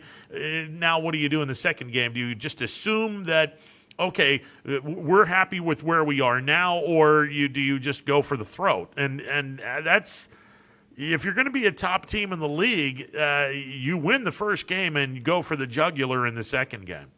Oh, no, there's no doubt. I mean, you definitely don't want to go anywhere and have to worry about saving everything for game 2. No, that's why I said you worry about tomorrow's game right now, and then Saturday, and then the back half where the 8 of the last 10 are at home. They've got to get down. They've got to be focused. They've got to approach this game properly tomorrow, and not be intimidated, which I don't think they will be because we beat Wright State last year. But the imperative thing that you said is what is the thing I hate the most about this format. I know it's been brought about for COVID and bubbles and lack of testing or the amount of testing, but I hate the fact that you have to go to Wright State, which traditionally we have not played well, and that you can't get them at home where we've played better. You go to Cleveland State where we traditionally don't play well, and you can't get them to come back home where you play better. Northern Kentucky, similar situation. Some of these places, we've played well on the road. We've played well at IUPUI. We've played well at Detroit Mercy. We've played well at Oakland. So going there isn't as big a deal, but it's nice to get that home and home, because what you didn't do right in game 1, you can improve, and you get a little home court advantage. Or in game 1, if you got the home court advantage, then you can go for the sweep. That's the biggest thing, and that's why I don't think this format will stay. I think you'll see everything go back to normal once we get through this and everybody gets vaccinated and we can deal with the virus. I think you'll go back to seeing regular schedules of home and homes. Rob, we made mention Naz Bohannon named the Horizon League Player of the Week. Well-deserved honor. Look, he averaged 27.5 points a game in the 2 games against Green Bay. He averaged 9.5 rebounds a game in the 2 games against Green Bay. I mean, this kid is having an unbelievable senior season. It really is. Other than the game at Cleveland State in the opener, the first of 2, other than that game, he has been phenomenal. And you're exactly right. He has been a first-team All-Horizon League selection. He could be. I don't know that he would get that kind of consideration because people around the league don't pay attention as much as they should. He should be getting consideration for Player of the Year. He has had a phenomenal first 10 games for the men, and he didn't play in the opener, but he was getting cleared. He was still a little ill. But when he has been on the floor, outside of that Cleveland State game, he has been unstoppable. The only thing he's got to work on, he's just got to shoot free throws better. But Naz has been phenomenal. You're exactly right. He's been as good. I think it's a maturity situation. I think this is what we've always liked. But he's an overachiever. He works harder than everybody. He's outstanding, and he's really having a good year. And obviously, the starting 5 is starting to get cemented. Covington, Rattan, Mays, Quisenberry, Bohannon, Akuche, and these 5 kids, they're going to have to show up big time against Wright State. But you're also going to have some help from the bench. And Jeff Hampurian, he's played about 17, 18 minutes a game. Cheikh Traore, I really love this kid's game, and Alex Vargo, Christian Bentley, Miles Hunter. There's some kids that are going to have to come in and play some really, really good basketball. Not just the starters. Some of these kids are going to have to come off the bench and deliver the goods for the Penguins. Well, let me tell you this. You're exactly right.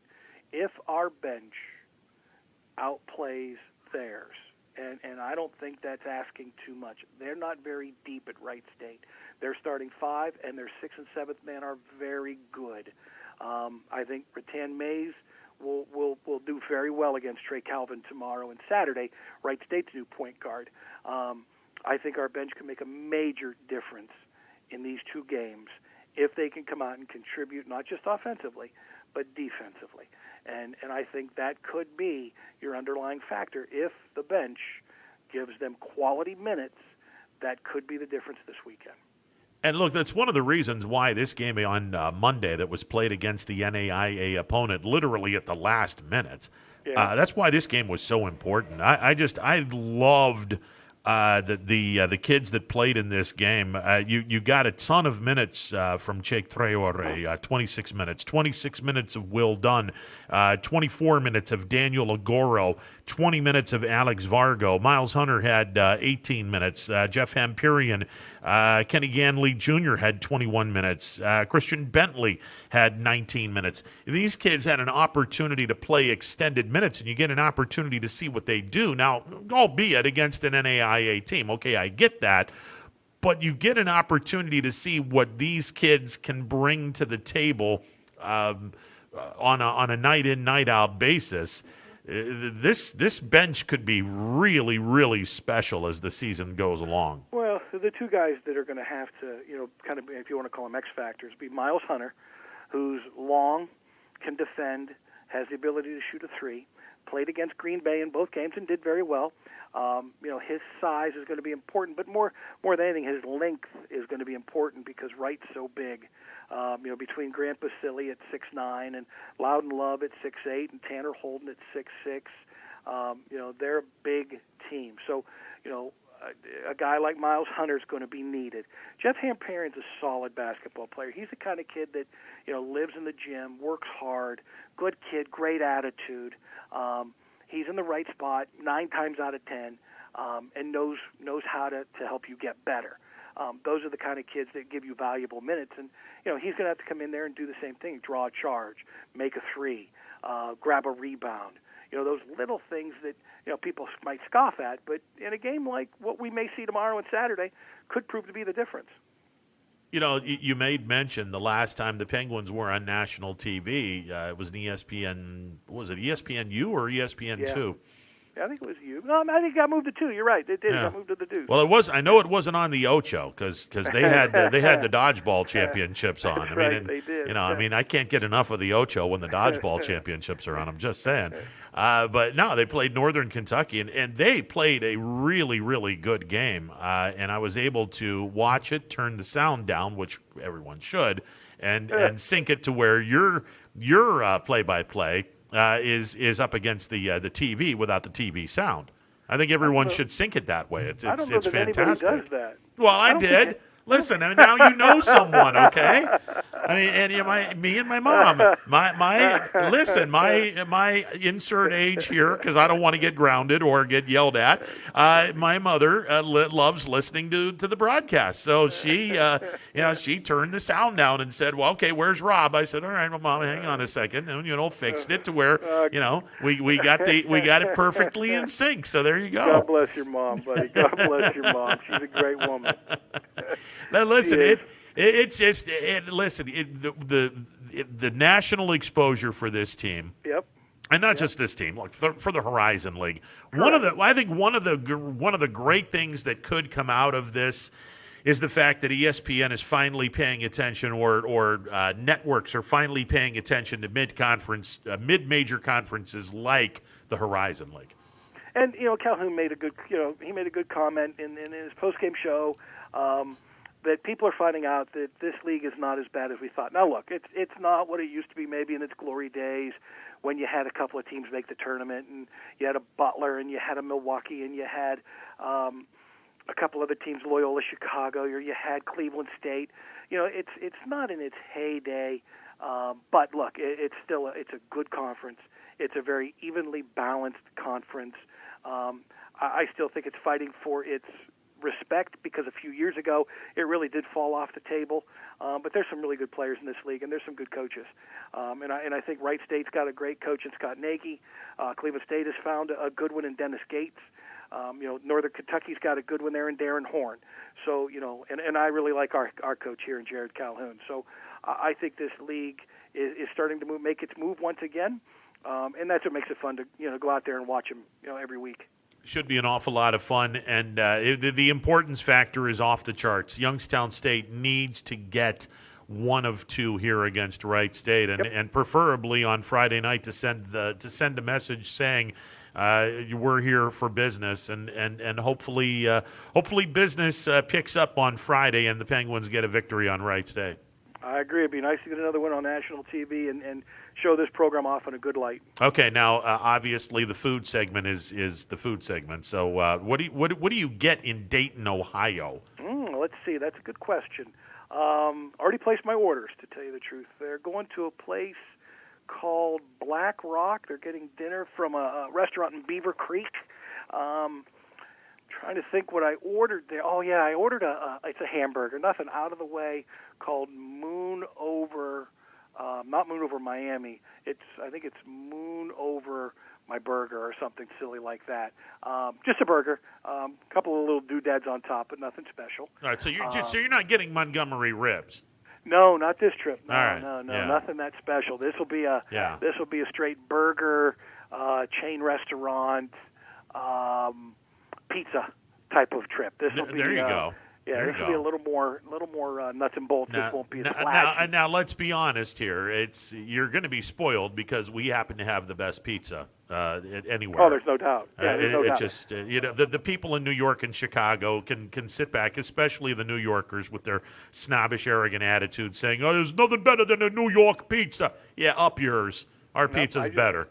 Just had a great pizza on the other night from one of our local establishments here. So hey, give him a shout out, Rob. Give him a shout out. It's easy to go to Casisa's MVR. There you go. Absolutely. Real good pizza from Joe. So, there you go. They've got as good a pizza as anybody. Yeah. Right? Now, the deep dish in Chicago. Listen. Deep dish pizza is a delicatessen. It is. It's different. It's something that those folks do. It's not regular pizza, but I mean it's okay. That's not bad. No, I agree with you completely, there, buddy. It's just different. That's what makes it so different. Nope. We're getting Giordano's for post game on Saturday, so it's not different. Bad. All right. But I'll take a pizza from around here any day of the week. Yeah, oh my God, yes. Now, where are the rest of your road games? Next week they go to Oakland, Okay. and then North of as Detroit. we well know, they only have 2 more after that, and that's at Robert Morris for a pair of games just outside of Pittsburgh. Oh, well, then obvious. I mean, the call there is pretty. I mean, that's pretty obvious. You gotta go to. Oh hell! Now I just went. Now my mind went numb. They get the place in Boardman. What the hell? Permane Brothers. Yeah, you got to go to Permane Brothers. Absolutely. Yeah, the only problem with the Robert Morris trip, that'll be a drive up, drive back day of the game, and then do it again the next day. So, we've made that trip numerous times to Moon Township. Oakland's interesting. We stay outside of Detroit, up around Rochester. I don't know, and nothing really jumps out at me as if saying, wow, I can't wait to go back there. So, good trip. It's a good trip. I like their gym. Win. Yeah, it's a good trip. Good trip when you win there. Yeah, the Oakland gym is interesting because it's all brown. Yeah, exactly. It's an interesting place. But I mean, when you go to Robert Morris, you have to talk like this all the time, and you get over to the north side and hang out with Steelers and that. See, I'm anxious to see their new facility. Actually, UPMC Event Center. It's a brand new, beautiful. I think 4,000, 4,500 seat arena. Very nice for Robert Morris, and I'm anxious to see that. Yeah, that I'm looking forward to. I may even take a gander at that place. That's I've heard nothing but good things about that place. Yeah, so I agree. That could be fun. It could be fun. All right. Well, enjoy the travel, enjoy the weekend, and hopefully, in a perfect world, bring us back 2 wins. But I'll be more than happy to have 1. Well, I'm going there for 2, buddy. And you should, because we're greedy that way, and that's right. And hopefully the Penguins do get 2. But I'm satisfied if we can get 1.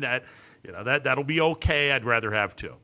I agree. I never go there expecting to lose. There you go. All right. Have a safe trip, sir. Thanks, Ron. Always a pleasure, buddy. All righty, sir. Rob Schmidt, the voice of the YSU men's basketball program. Yeah, when he goes into Robert Morris, it's you've got to be talking like this over there in the north side.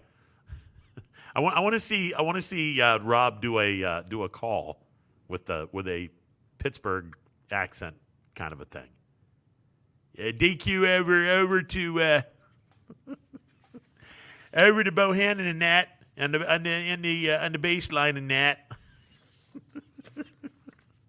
Oh Lordy, 330-886-0813, the MP Vivo Heating and Air Conditioning Hotline, open for business. With you for another 20 minutes or so. DJ and the fellas is going to be doing the Power Hour. We'll have some fun with them. That's all coming up in a bit. Stick around. More of this craziness to come. It is a Thursday edition of Running Points. It's storm season. I think we're under the gun for some heavy storms over the next couple of hours. And Storm Tracker 21 is ready. This is probably the one we're keeping a closer eye on. On air. And locally, we're going to have a lot of eyes on our area. Online. All right, let's talk high-risk futurecast and the timing of this weather. On social media and on our app. Rain will come and go tomorrow. There'll be some dry intervals. Stay ready with Storm Tracker 21. The severe weather threat now through around sunset this evening. Hi, I'm Colin Chupa. And I'm Kelsey Clem from K-Squared Marketing. Our boutique marketing firm specializes in media planning and buying, public relations, event marketing strategies, and strategic sponsorships. We can integrate our services with your existing game plan, or we can be your entire marketing team. Your goals, our game plan. Let's win together. Call K-Squared Marketing at 330-623-2730 or visit ksquared.marketing to learn more.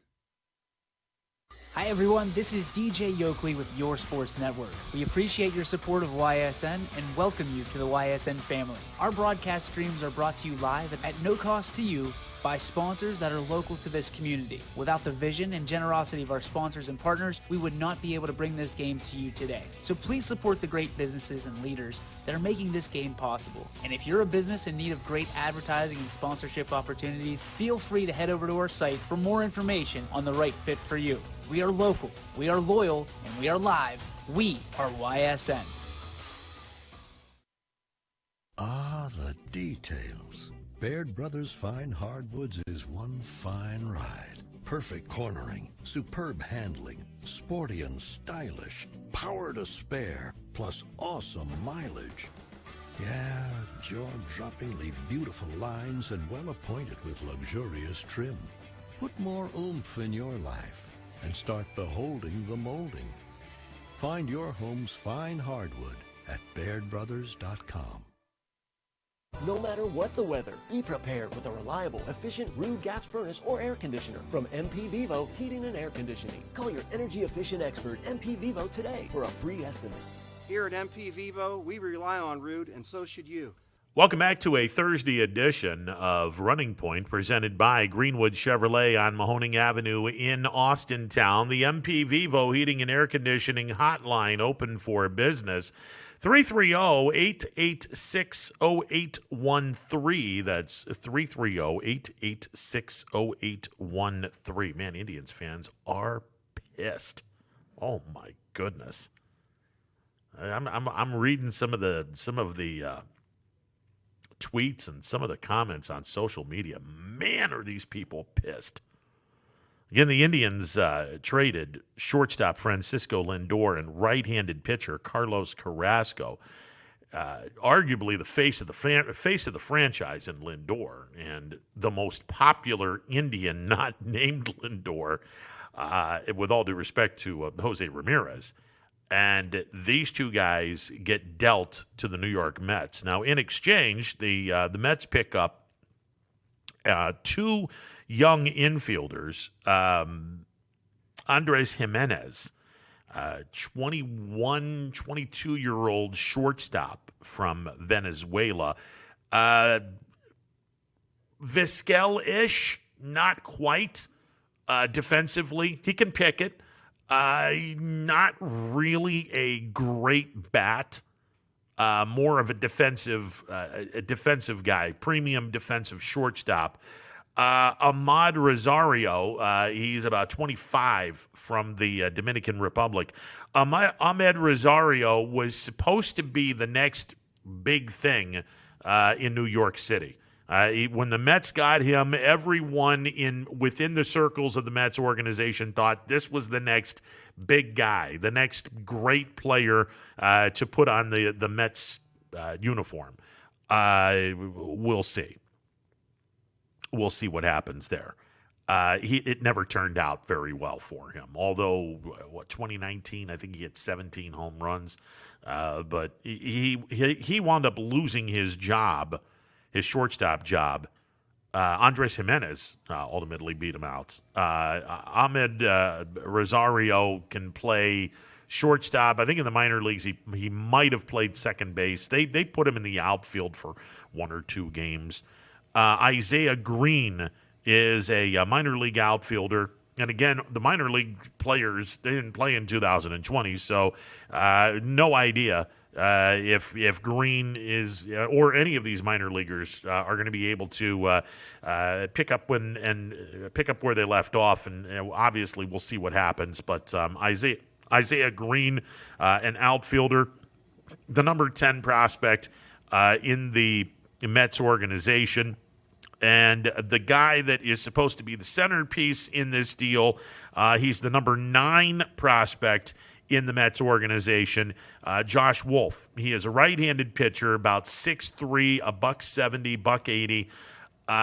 He was drafted out of high school in 2019, went to a parochial school in Houston.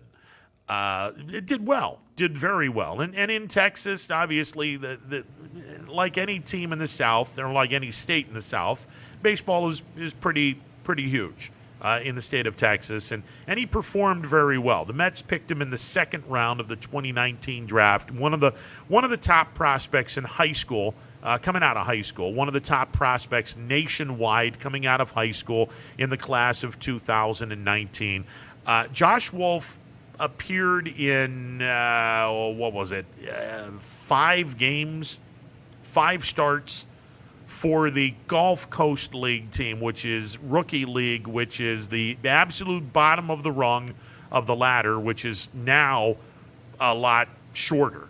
The Rookie League and short season A ball have been completely taken off of the landscape of minor league baseball. So the last time Josh Wolfe played in minor league baseball, he had 8 innings worth of pro ball experience.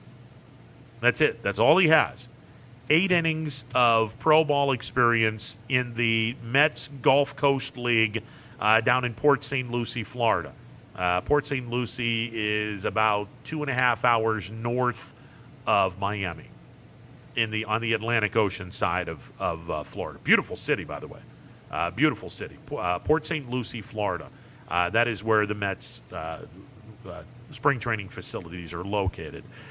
Josh Wolfe made 5 starts and only had 8 innings total. Now, a lot of folks are going to go, "Oh my God, what did he get bombed in all of his games?" Now, when you're in the rookie league, you're going to get maybe an inning, maybe 2 innings per start, and then they pull the plug on you. They try to figure out what works, what doesn't work. And you're basically spending more time on the backfields than you are playing baseball against competition, which is probably the reason why minor league baseball sat back and said, we don't need this. But anyway, Josh Wolfe only has 8 professional baseball innings in him. That doesn't mean that he's not a good prospect. He is. From what I've been told, he's a very good prospect. But again, way down the ladder in rookie ball. You'll probably see him if we have, knock on wood, if we have minor league baseball this year. Hopefully we do. You'll probably see him at some point in low A ball. He may very well still be in Port St. Lucie going up against, or not Port St. Lucie now that he's an Indian. He may very well be in Goodyear, Arizona, going up against the other guys that aren't good enough to get to low A baseball quite yet. So they're going to be playing amongst themselves. And some of the other teams that have a spring training home in Arizona, in the Phoenix area, I'm sure they'll be playing games with the Kansas City, San Diego, the Dodgers, the White Sox, the Reds, the Giants, teams that are camped out in the Cactus League that have their facilities in Arizona, their spring training facilities in Arizona. All of those kids that don't make it to low A ball, they're going to be back in the spring training facilities, either playing inter-squad games or playing games against the other teams that happen to be in Arizona, and they'll play some games against the teams that I just mentioned. But yeah, this kid has all but 8 professional innings. One of the better high school kids in the 2019 draft. Has a fastball in the low to mid 90s. He can get it up to about 97 or 98. It normally sits in the 93, 94 mile an hour range. Has a really good breaking stuff, really good curveball, change-up, pedestrian. He's got a lot of work ahead of him. Make no mistake about this, the Indians got, of the 4 kids, Rosario is probably going to be Major League ready. Jimenez is probably Major League ready. Isaiah Green and Josh Wolfe are going to spend time in the minor leagues. At least I would think that those 2 guys, a really good chance. Wolfe will be in the minor leagues. He is nowhere near ready. Isaiah Green will probably be spending some time in the minor leagues. And it's just short term, the Indians got hosed. They got hosed. There's no 2 ways about this. Short term, the Indians got hosed. Long term, I don't know. Long term, I honestly don't know. Isaiah Green, left-handed batter. He's an outfielder. He's 19, 6'1", $180, second-round pick, 2020 draft out of Corona High School in Corona, California. So he's not even stepped on the field and played any pro games because you didn't have any baseball. You had no baseball in minor league baseball last year. So Isaiah Green drafted by the Mets, but he never played a game professionally with the Mets because, well, he didn't have minor league baseball last year. So you're looking at a 19-year-old left-handed hitting outfielder, 6'1", $180. You're looking at a right-handed pitcher, 2 years removed from high school, and 2 shortstops. Well, 1 shortstop, 1 kid that can play shortstop. He can also play second base, and he can also kind of sort of play in the outfield. Short term, this does not look good for the Indians. This was not a good deal for the Indians short term. But again, you know, it wasn't about the short term. It's about the long term. And, well, we'll see. We'll see what happens. Not impressed. The first impression is not impressed. Not impressed with what they got in return.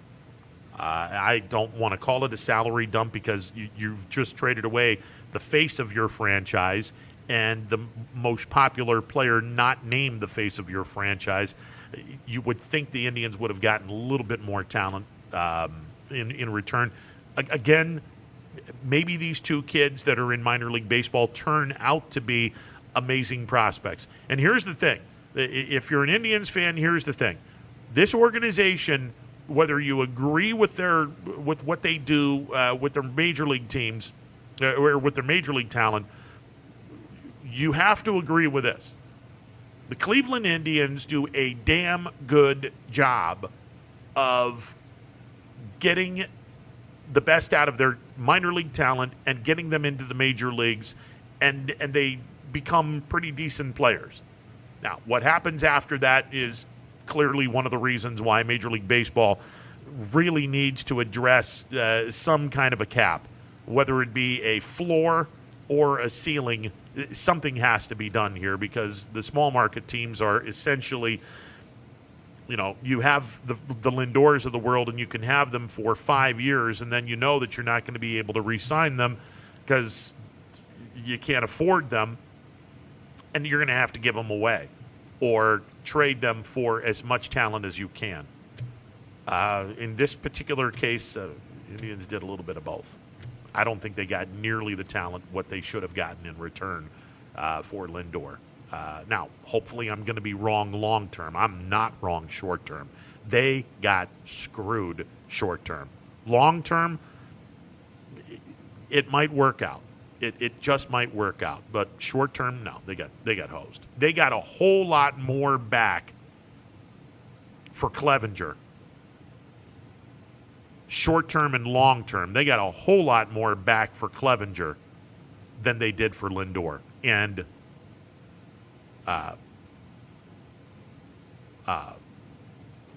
Cookie. Yeah, they got a whole lot more back short term and long term with Clevenger than they did for Lindor and Carrasco, which is a head scratcher. We'll take a final timeout, be back with more. I will actually be back to close up shop. It is a Thursday edition of Running Point. Stick around, more to come. Hi, this is Tommy Clem, owner of WRS Insurance Solutions, reminding you that it is open enrollment for Medicare. Now through December 7th, those who qualify can visit our local independent agency by calling us at 330-953-3722 or visiting us at wrsinsurancesolutions.com to learn more. Good luck to all the student athletes in the Valley. Attention all football fans. If you can't see your team play, come and dine with us and watch it live at Boardman, Canfield, or Cortland. Or staying at home, we'll deliver right to your door. That's Coca's Pizza. We serve it hot. 2020 will be a season like we've never seen before, but 21 Sports and YSN will be there for every key moment. The plays, the players, and the stories that will headline this season. Delivered by 21 Sports and YSN. Planning a project around your home or rental property? Trust the electrical service to the local experts with 62 years of serving the Mahoning Valley. Joe Dickey Electric is your local go-to source for responsive, reliable residential electrical work. From everyday maintenance and repairs to new installations, electrical upgrades, and safety inspections, no job is too big or too small. Call Joe Dickey Electric today, 800-549-3976, or visit DickeyElectric.com. That's DickeyElectric.com. Myers Family Insurance knows the importance of a great team. Our team continues to grow to help you with your Medicare and retirement needs. The annual election period is here, so it's all hands on deck to make sure your plans still meet your needs for 2020. Call us today. You may find yourself in some difficulty this winter. Don't get whacked by high heating bills. Call Michael at MP Vivo Heating and Air Conditioning. Michael is a trusted friend who will be able to help you with many things, like getting a 95% high-efficiency furnace this winter from Rude. Michael relies on Rude, so should you. Call MP Vivo Heating and Air Conditioning for a free estimate, 330-259-0486, and take care of your heating and air situation. I went to Greenwood Chevrolet because I was really interested in looking at the tracks. Because I wanted my dream truck. Because I've been going there for 20 years. I'm really happy that I went to Greenwood Chevrolet. Because they really went the extra mile for me. Now we're going the extra mile for you, only at Greenwood Chevrolet. Baird Brothers remains your source for fine hardwood products. For the time being, we're open for customer pickup only on weekdays, 9 a.m. to 4 p.m. and Saturday from 9 a.m. till noon. Place your order online at bairdbrothers.com. Baird Brothers, for the place you love. Quality, customer service, and integrity. Those are the 4 words that have driven our success since 1957 at Joe Dickey Electric. Joe Dickey Electric is one Mahoning Valley landmark business that stays current with the requirements of our customers. Family owned and managed, we are an electrical contractor and energy solutions provider. Every member of our team adds to his or her skill set through ongoing training. Residential, commercial, industrial, automotive, and more. We keep ahead of the needs of our customers with a fleet of more than 50 vehicles and 24/7 emergency service, so you're never left in the dark. The 4M Company, being an architect and construction manager for over 40 years, has had the opportunity to use many different electrical businesses for our projects. The depth, quality, and knowledge and attention to detail displayed by Dickey Electric makes them stand out above all the rest.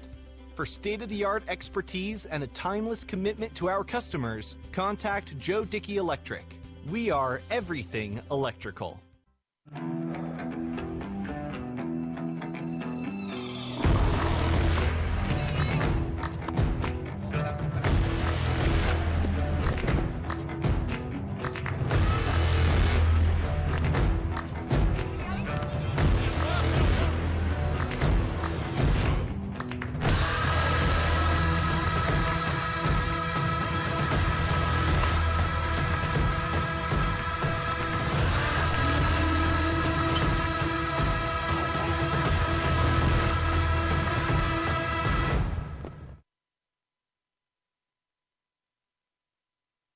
Armstrong Local Programming has always delivered an exclusive and unique perspective on the very best events your region offers. High school sports, community events, parades, all your favorite shows from Armstrong are now calling the Neighborhood Channel their home.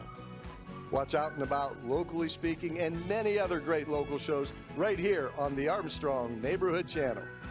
Find out everything that the Neighborhood Channel has to offer at ArmstrongNeighborhood.com.